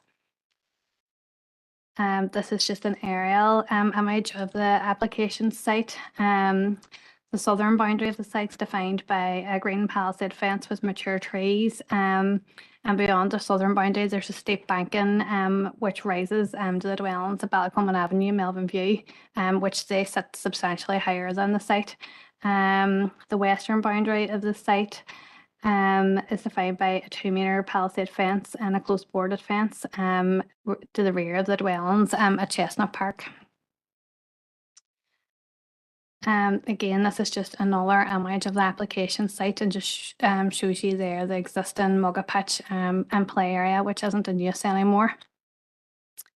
The policy context under which this application was assessed, the RDS, the Strabane Area Plan, the Strategic Plan and Policy Statement, PPSs 2, 3, 8 and 15. In terms of consultations, following significant consultation with NI Water, they now have no objection to the proposal, as do all of the rest of the consultees. They have no objections and have provided advice and conditions regarding the plan and application.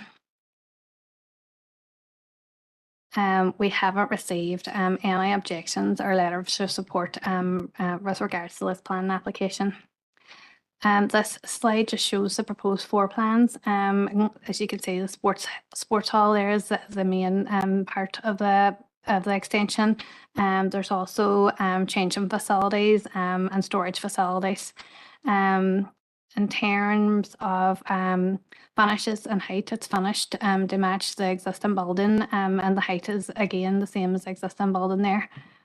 that's just some elevations of the building there from the kind of the front and the rear.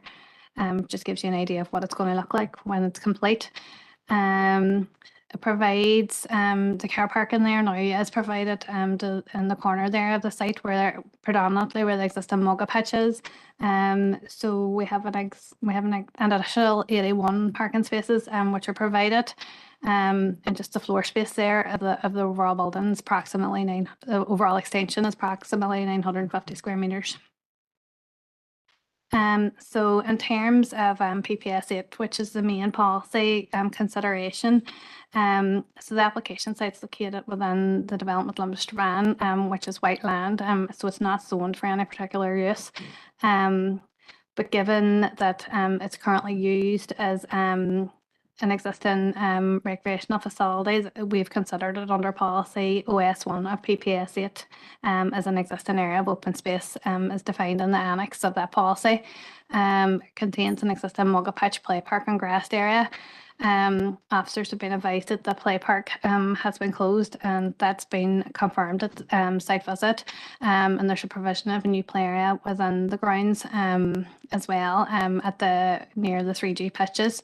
The proposal will repurpose the surplus spaces for indoor recreational space, which will be used for a boxing hub and a multi-sports hall with associated parking. And the proposal will enhance the existing recreational facilities at the complex and bring about substantial community benefits that outweigh the losses of particular open space facilities in accordance with policy OS1. We're therefore content that it's acceptable in principle. All our consideration is policy OS4 of PPS 8. In terms of the criteria of that, we don't consider there any unacceptable impact on the amenity of the nearby residents. It's that we've carried out significant consultation with NIA, SAS, DFI Rivers. We don't expect that there'll be any impact on any designated sites or protected species. There aren't any features of archaeology or built heritage that will be impacted. The design is considered sympathetic to the existing building and surrounding area. The loss of the mugga pitch and the extension of the car park will offset the increased traffic which is associated with the new sports hall. In terms of just kind of covered it there earlier, the foul sewage network capacity issues have been resolved, and NI Water and the applicant have agreed an engineering solution, which can be attached as a condition should approval be granted. In terms of PPS 15, the sites within the defended floodplain, we've carried out considerable consultation with DFI Rivers. A flood risk assessment has been submitted, as has a drainage assessment. We're content that the proposal complies with policy FLD1 and FLD3 in that respect. Just overall, to summarise, the proposal will bring about substantial community benefits and therefore complies with policy OS1 of PPS 8. It meets the exception for development within the defended floodplain, and it complies with all the other relevant policy requirements.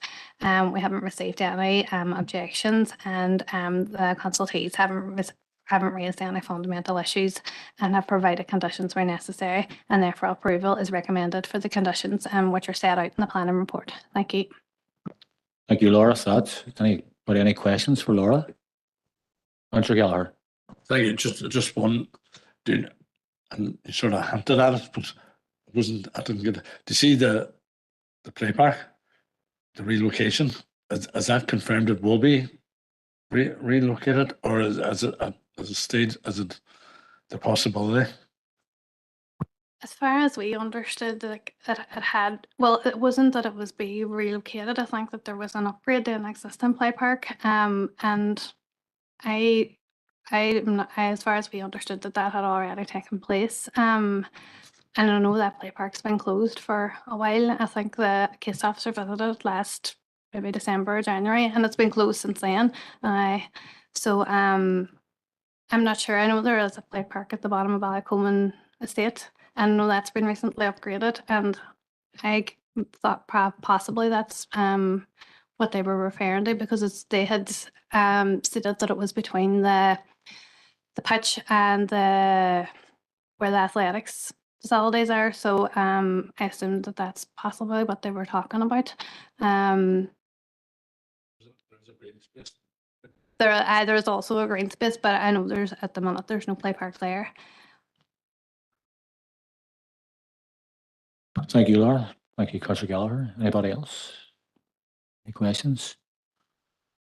No more questions? Okay, members, there's an application before you. Councillor Gallagher. Thank you.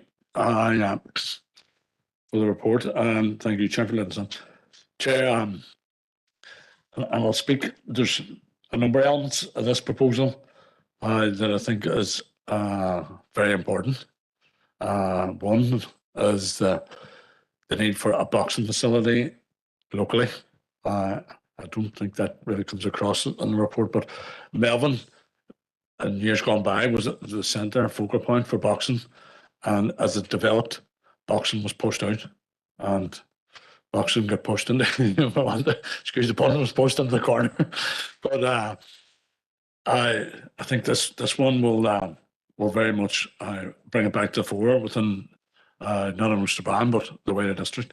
But also, I think that this plan layout goes a long way. It's also addressing parking, and parking has been a major issue in this complex that takes it right out beyond the sports complex, right out onto the bridge end.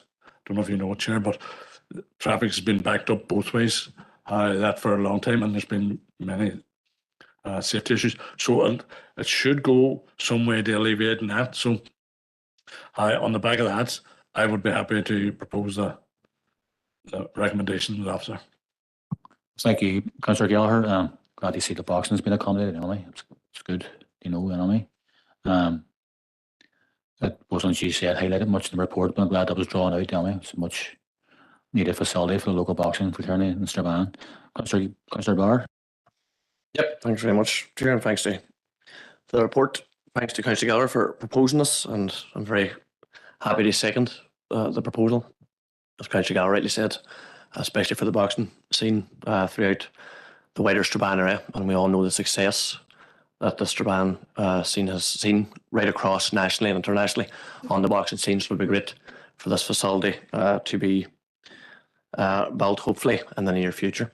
And also, as Councillor Gallagher rightly mentioned, the parking issues that unfortunately we always get brought to the elected reps' attention more on especially during busy events down around Melvin. So as Councillor Gallagher did say, hopefully this will go in some way of alleviating the pressures there. So happy to second. Thank you.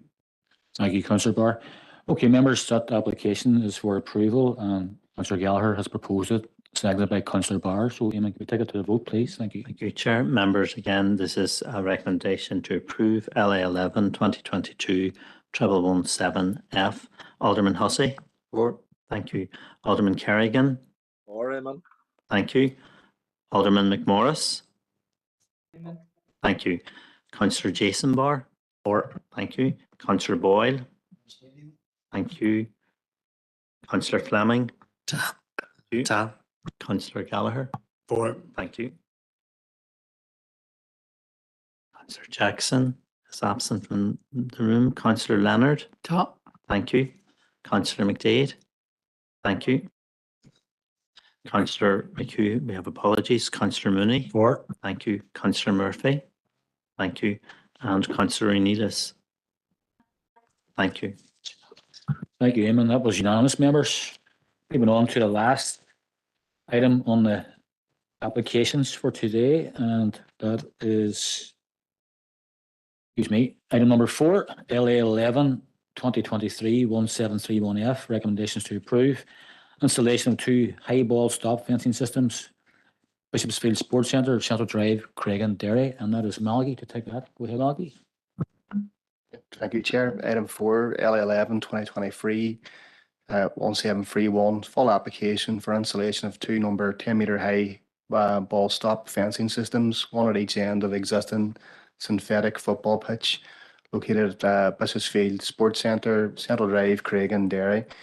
And the recommendation is to approve. The application is before you today, members, as the application is being submitted by Derry City and Strabane Council. The application site is, as outlined in red, is the existing synthetic 3G pitch known as Bishop's Field, located off Central Drive in Derry. Currently, there's associated street furniture and apparatus, including padding, fences, floodlights, etc., around the existing pitch, as well as the associated pavilions, changing pavilions, and car parking areas. This is a photograph of the site looking in from Lunsford Drive towards existing application site. You'll see the existing IE pallet and fences.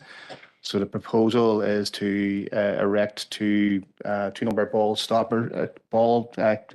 catchers at each end of the football pitch, just behind each net, as you can see there from the photograph. And on the proposed site layout, it's the areas in black here behind each of the goals there. And that's just to give an idea of the proposed elevations. The green area is the pretty standard ball catching nets that you would see with sports pitches. There's some minor alterations that exist in padding fence, as shown in pink here, just to accommodate the new poles to be constructed for the ball catching areas.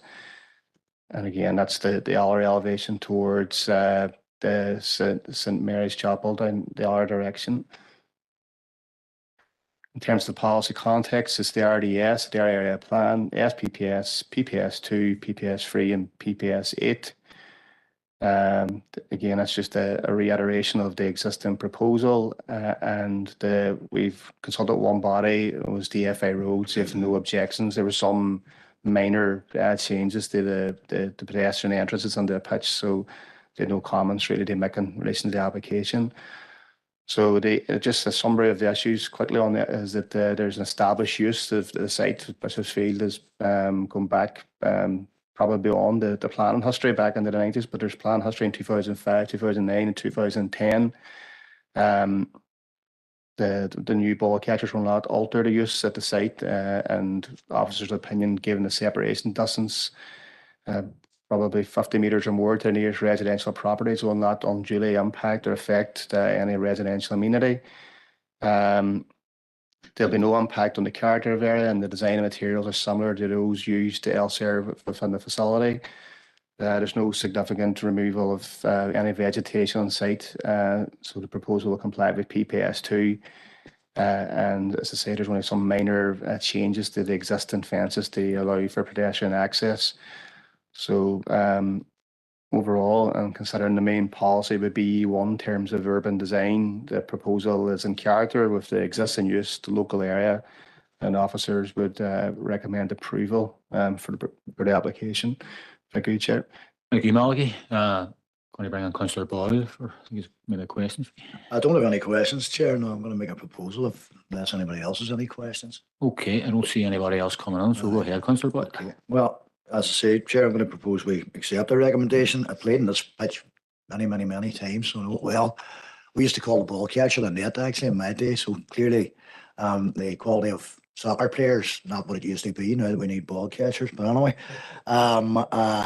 if they played it in the ground, we wouldn't need these.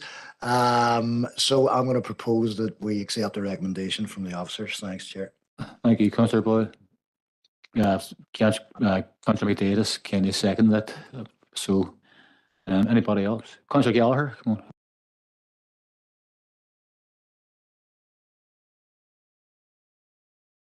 I'm happy to support it. I do remember this too, and I remember not so long ago, the independent councillors given the SDLP a wild thrashing on that pitch, and like 6'3" MLA, and I'll tell you who he was, but trying to break my leg.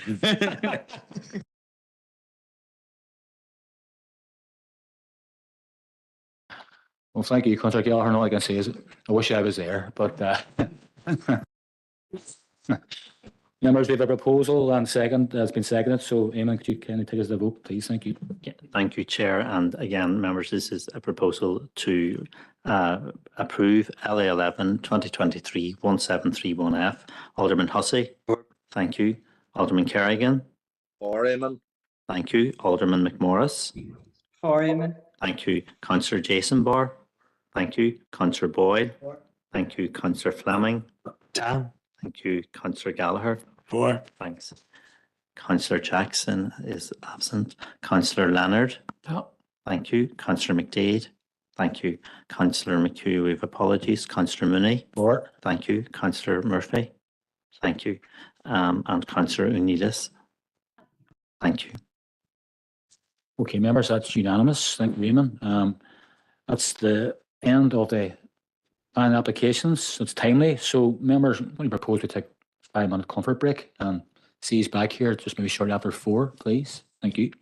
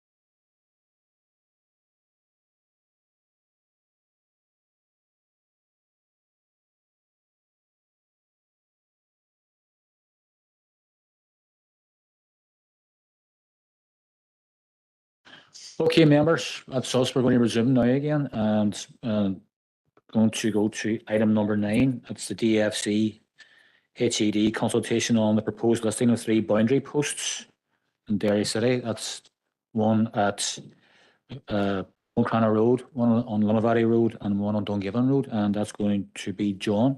And go ahead, John. Thank you. Okay, thank you, Chair.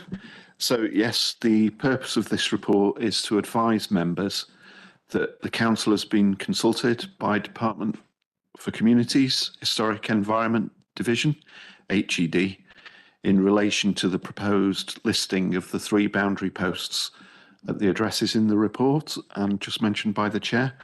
So a consultation addressed to the Chief Executive was dated 10th of November 2023, and the views of the Council on the proposed listings have been sought before 22nd of December. As with previous similar consultations, HED supplied the survey reports which detailed the history and the description of these boundary posts and the reasoning behind their proposed listing. So the consultation letter and the 3 reports are attached for members' information at Appendix 7. So these are freestanding cast iron boundary marker posts. 2 of them date from 1864.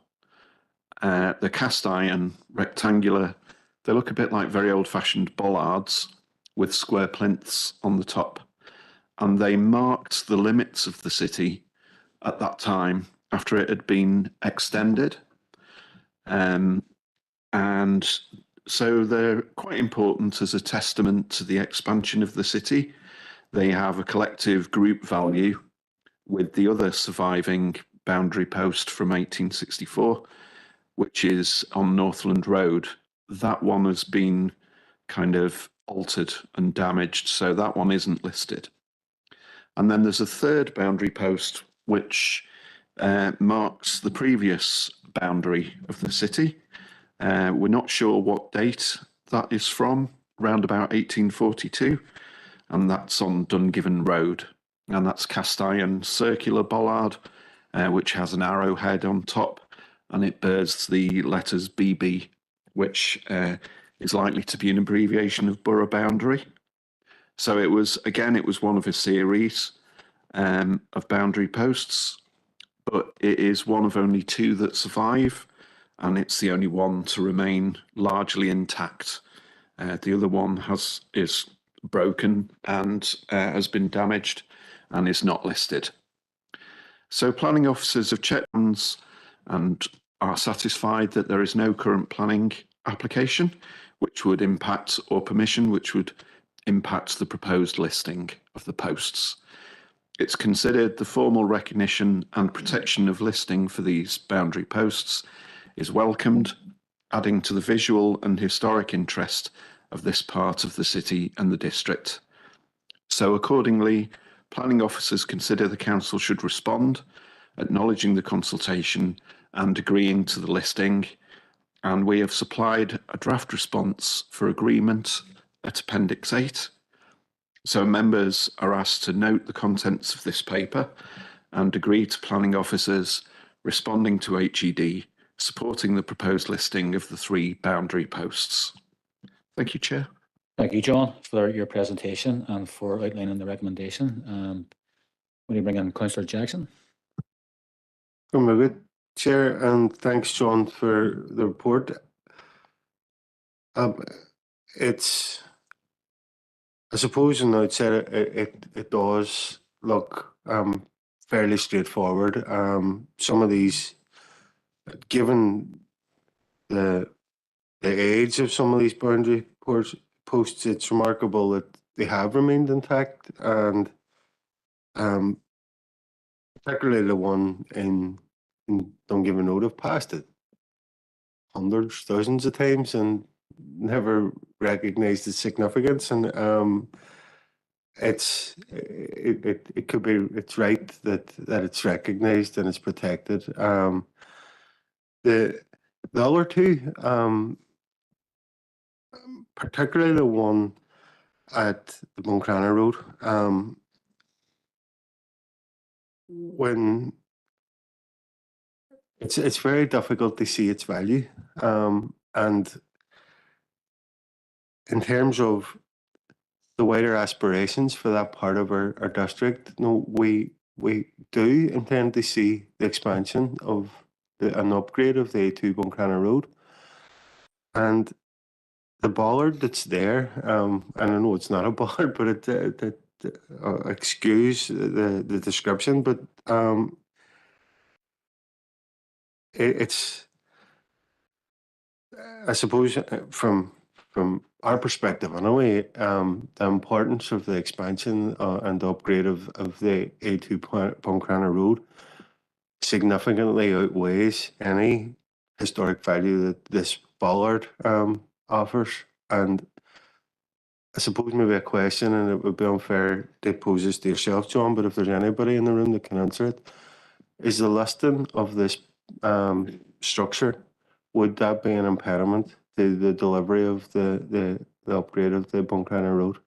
Because in that case, we would have serious reservations, and we would like that to be reflected in any council response. In relation to the Lamavati Road one, again, it could potentially impede. We know that there's plans for greenway or a greenway along a DFI scheme that will incorporate a greenway along Lamavati Road, and you can see how that would have it would be an obvious obstruction to that. So the structures themselves may have historic value, but listing them in their current location, would that restrict or prohibit any future aspirations from either this council or from any statutory body? Thanks, Chair. Thank you, Councillor Jackson, and note your comments. I don't know, John, if you're in a position to answer, or do you want to give it to Eamon? Sorry, thank you. Christopher, Eamon's going to come on now and address that. Sorry. Thank you, Chair. Thank you, Councillor Jackson. Councillor will take your comments on board, and we can, on the A2 Buncrana Road, we don't know the final design, has not been agreed. As you know, that scheme has been suspended by the department at the moment. But if that is a concern of the council, and likewise your concern on the other one, we could include that in our response from council, saying that, you know, again, that council would be concerned that listing them may impede in future, and ask them to consider that, if that would be acceptable to members. May I have enough, Councillor Jackson? Yeah, and I suppose just to highlight, our main concern is the Buncrana Road. Now, I've got a concern, but it's not as strong in relation to the Lamavati Road. But the importance of the A2 Buncrana Road is significant for this council, and if it strengthens our concerns, you know, they focus on that one, then I would be content to have that focus on the bollard that's there in the Buncrana Road. Thanks. Through you, Chair. If members are satisfied, we'll amend the letter and circulate and take responses by return, and then we'll issue if all members come back and are satisfied. Okay. Just one point that arises. I'm not sure if the actual decision taker from the department actually, if they were aware of the scheme, or or even if they took into consideration the impact of the scheme on that decision. So maybe that could be raised to the letter as well, if there was any awareness when they made that decision. But I'm going to move on to Alderman Hussey as well. He's next time. Thank you. Thank you, Chair, and thank you to Councillor Jackson for highlighting that particular issue. I'm presuming the reason that they have contacted ourselves is we are the owners of the particular items, and it's similar to Councillor Jackson's. Is it a case that it is the item that is listed, or is it the item in situ? you know, if it's the item in situ that presents the problem. If it's the item itself, you know, if there was a necessity to move it because of works, it would be a different scenario. And obviously, because of its nature, where it's sited is relevant to it as well. So if that sort of clarification can be achieved, but certainly you wouldn't want something to impede progress within an area. At the same time, you don't want to wipe out history when you actually have it there. It's a difficult one to do. Thank you, Chair. I'm just going to try and address that question, Alderman Hussey, okay? Okay, thank you for your comments. On the first point, the council is routinely, we are required to be consulted. It's really because it's in our district. So it's ourselves and the Historic Building Council that must be consulted on any proposed listing. It's not that we own it. They're actually in the DFA, in the roads verge. So it will be them that's the owner. So it's our consultation role, and we're a consultee on that there basis. With regards to the actual potential for listing, these are considered like any other listed building. They'll be listed as buildings of architectural or historic interest. So as set out in the sort of the blurb that's given, the description, it states what its significance is in architectural and historic terms. And particularly in this case, its historic interest would be it would be a major point. Its location and how it demarked the then boundary of the borough. So it would be an important part of its location. It's not just like if it was a bollard or somewhere, if it was moved or anywhere else. So it would be a consideration. DFC will make their decision, but that's why they have consulted the council to get local opinion and local views and what's important. So we'd certainly, officers would be very happy to reflect any concerns or amendments that the members are suggesting. Councillor Boyd. Similar concerns, obviously, but I think we need to be saying to them, look, we want to protect it. We want it to be listed if that protects it.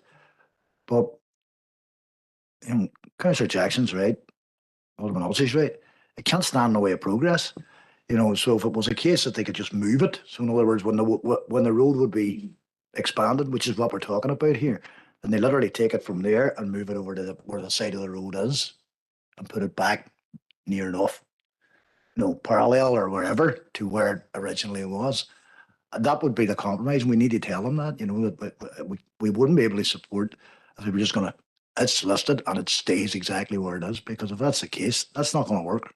It's just not going to work. For the Buncrana Road one I'm talking about, and Valley Road, as Councillor Jackson says, maybe less of a challenge, you know, but I certainly can't stand in the way of progress. People in that part of the city would rightly be annoyed if something like this stopped the expansion of our road. They'd be going absolutely buck mad, so they would. So they need to be told that, and they need to be told, look, we'll support the listing of this if it can be moved when it needs to be moved.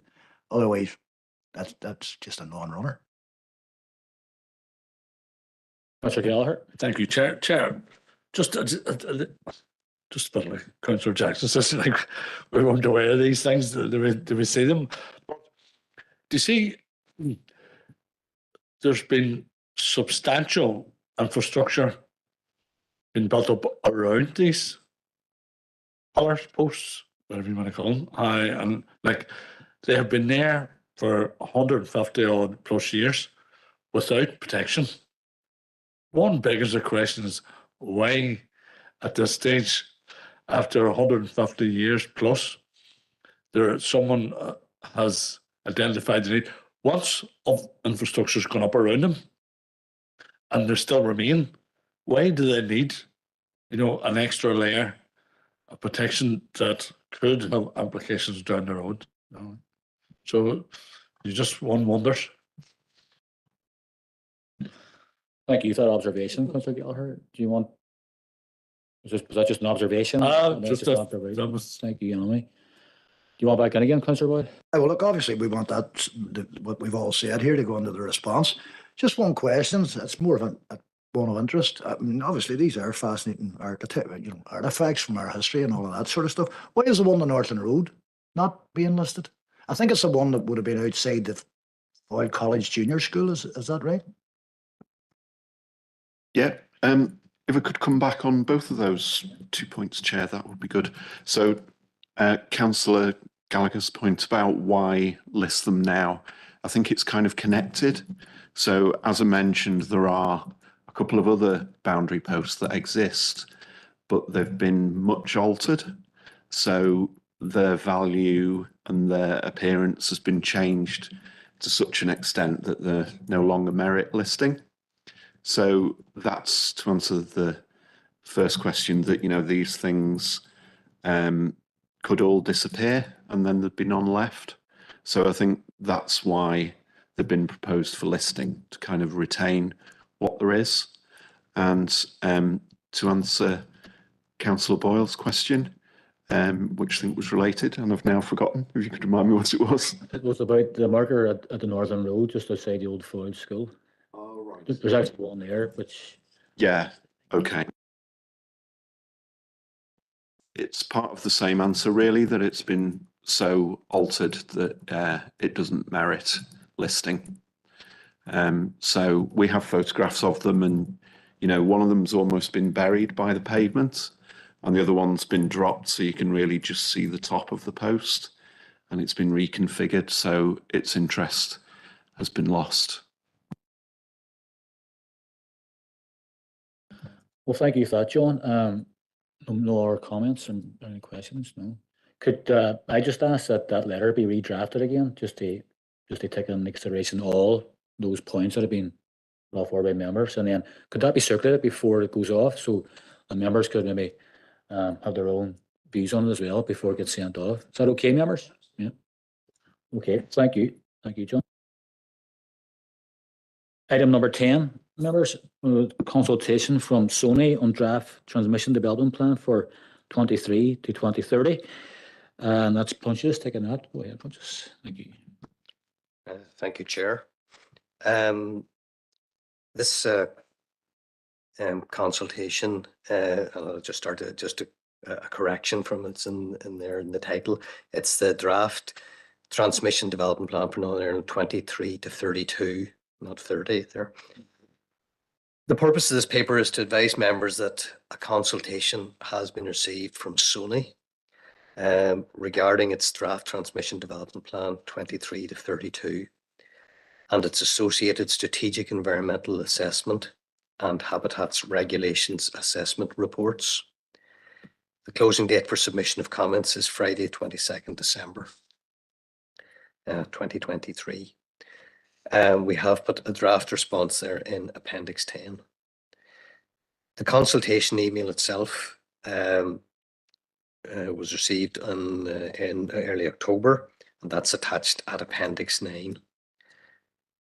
The document, the consultation documents themselves are available to members at that link that's included in the report. As we've said, there's a main consultation report. It's about a 150-page report, and then there's two substantial environmental appraisal reports as well. In the background there, members, you'll see that we've drawn to your attention that there was a previous similar consultation in 2020, December 2020. Members considered that. At that time, the comments were that, that the council welcomes the investment in the infrastructure to support the development of the district, but it was important to have the planning and environmental controls in place. Particular concern that there could be, if there was going to be a lot of pylons and infrastructure overhead lines as a result of our, particularly as a result of our renewable energy and wind farms. So those comments were put forward at the time. Just to highlight briefly, Sony, it's the systems operator for Northern Ireland. They operate the electricity grid for all of Northern Ireland. And that's the pylons, the poles, and the transformers, etc., across Northern Ireland. They also they state that they emphasise that they have a role, particularly in terms of modernising and ensuring that the infrastructure is fit for purpose, particularly in the context of the Climate Change Act and the Northern Ireland Energy Strategy. The members are very aware of the ongoing requirement for and the target to produce 80% of Northern Ireland's electricity from renewable sources by 2030. So they're making the point that the infrastructure to move the energy from where it is created to where it is used needs to be upgraded as well. So there's a very significant investment is required. As I said, they are substantial reports. It's Northern Ireland wide. And there's a map in there particularly that shows that there are about five of the key projects are for the north and west region, and particularly this district. I'll not go through them in detail, but they are to do with upgrading and redoing of lines and redoing of substations. This is a high-level Northern Ireland-wide consultation, and at this stage, the detail of those projects isn't known. But the SEA, Strategic Environmental Appraisal and Habitats Regulation Assessment, has considered them at the high level, and it has noted some moderate negative impacts, but officers have looked at them, and at this stage we don't consider that they are alarm bells should be ringing too much. Such applications would probably come forward as planning applications in the future. It's over a 10-year period. That will allow us the potential then to comment at that stage. As I've indicated earlier, the council previously replied that in broad terms that we are supportive of the development and upgrading of electricity infrastructure to meet the future development needs of the district. But and also the council is supportive of renewable energy and low carbon. And we have declared the climate emergency. So in principle, the council is supportive of upgraded infrastructure to allow the development of the district, yet we're emphasising the importance of environmental protection as well. So a similar letter has been drafted in Appendix 10, and in summary it puts that forward, the overall supportive, positive approach of the council, but with those environmental safeguards to protect the visual amenity of the district's most attractive and sensitive locations.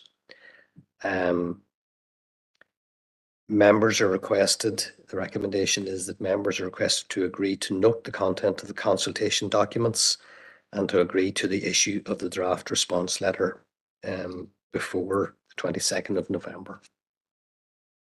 Happy to take any questions and specifics. Members. Thank you, Prunches, for your presentation. Councillor Jackson. Yeah, thanks, Chair, and thanks, Prunches. I suppose in terms of the principle that's been outlined, we have declared a climate emergency. We do recognise the move, the zero carbon will require significant investment in the current infrastructure. It's a no-brainer that we fully support that. We know that, as particularly in relation to electric vehicles, and that there's going to need to be a major upgrade in electricity lines. They deal with the increased load. The point that we have a specific concern in relation to it's Sony's remit right across the north. They look at facilitating the transfer of energy from where energy is generated to where it's consumed. When you look at it on a 6-county basis, most of the energy consumption is on the east, and most of the renewable generation is in the west.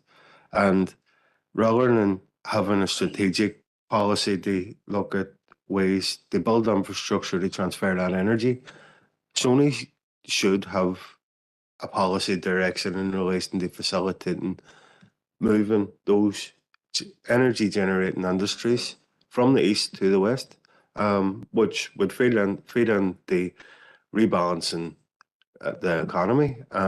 But it's a no-brainer in relation to energy efficiency.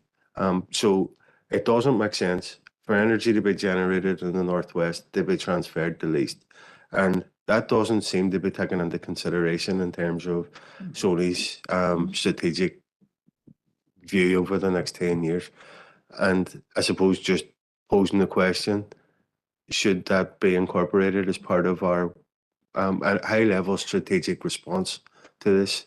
In relation to building infrastructure and supporting that principle, absolutely, 100% endorse the response that's in our pack. But just with that in addition, for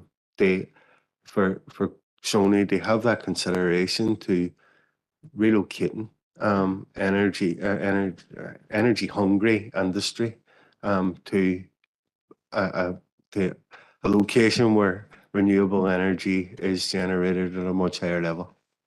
Grandma, good chair. Thank you, Councillor Jackson. I'm going to bring in Alderman Hussey as well. And then Councillor Jackson's been reading my notes. I fully agree with what is said. I mean, surely, environmentally friendly is, where possible, use the energy produced at source. Use it there. I've argued that in the past, and I'll argue it again. That goes beyond Sony. You're into Invest NI and et cetera, et cetera. We've had all of those arguments. I think we also have to realise the problem that NIE or the electricity producers face is that the system is the wrong way around. Where energy is produced, it's a bit like the heart pumping out blood, arteries into veins, etc. So when it gets to where energy is now being produced, the lines aren't heavy enough to actually take the power back to the east. And we know the issues that have arisen around areas with windmill blight, to use that particular term. Although I don't have a problem with windmills, but there are those who, for aesthetic reasons, etc., have difficulty with them. So is it a case that, I mean, particularly in our part, southern part, the Donegal border part, we're an area where wind happens and where windmills are. So we will have windmills. And then the infrastructure, actually part of the limiting of one farm development has been this infrastructure isn't there to take the electricity to where they want to use it. Does that mean to say that we're going to have, as well as the windmills, we're going to have the large pylons spread all about the same area, and that is a concern. I know the issue of undergrounding electricity is quite expensive, but there may be a case where there are areas where they are going to seriously have to consider that sort of approach. Certainly support the use of renewable energy, but I suppose sometimes we need to be careful for what we wish for, and the impact that it will have on our area, particularly the rural areas where renewable energy is actually produced. So it is a wide case, and I totally support what Councillor Jackson has said. If we're producing the energy, the most efficient way of using it is to actually use it where it's being produced, which is in our area. Thank you. Thank you, Alderman Hussey. Does anybody, any officers want to come back on that? Yeah, no. Sorry, through you, Chair, again, thank you, members, for your comments. We'll take all of that on board and include the comments in the letter and recirculate before the letter is issued. Thank you, Chair. Are we all, but is everybody happy enough with that? Yeah. Okay, thank you. Okay, members. Next is items 11, 12, 13 and 14. It's open for information. I'm going to ask Andre to come in on item 12. She wants to address on a recent appeal. Okay, go ahead there. Thank you. Thank you, Chair. Members, I just wanted to update you from us sending the appeals paper. We have had notification from the PAC just earlier this week that an applicant has lodged a non-determination appeal for an application. So the reference number is LA11 2023 1335F, and the proposed development is for the retention of change of use from a former bank to a Class C2 guest house, and that's at number 4 Spencer Road in the Waterside.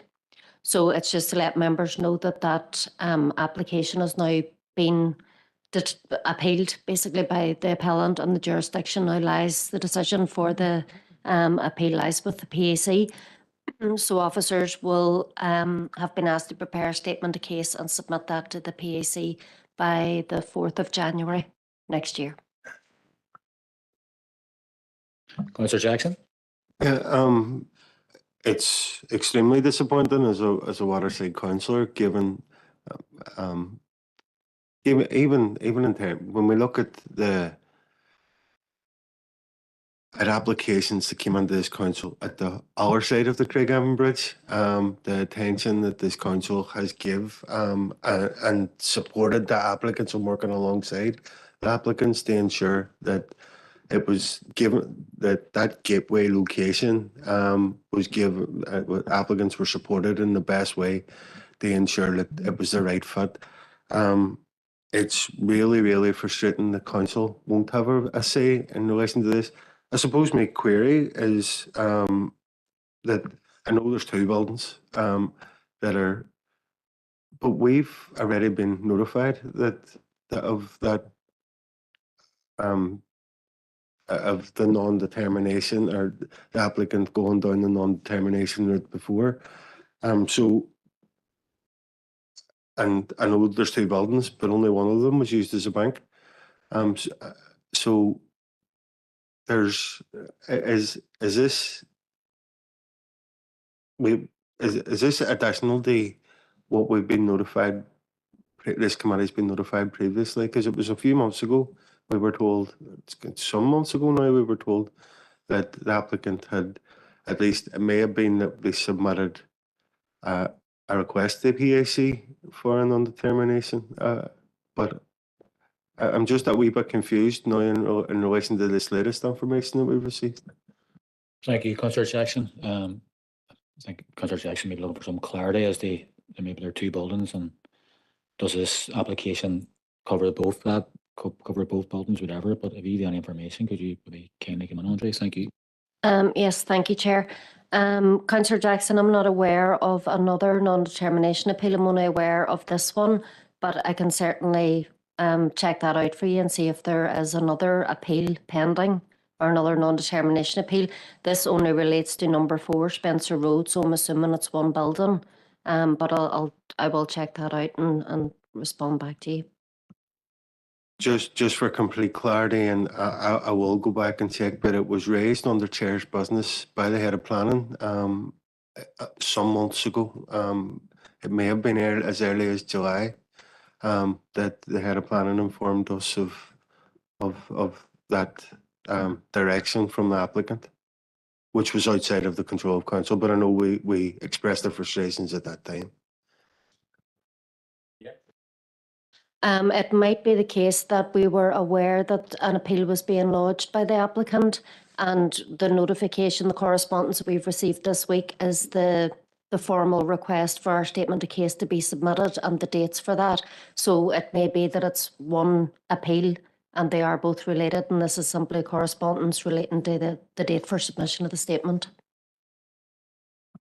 You happy enough, Councillor Jackson? Yeah. Okay, thank you.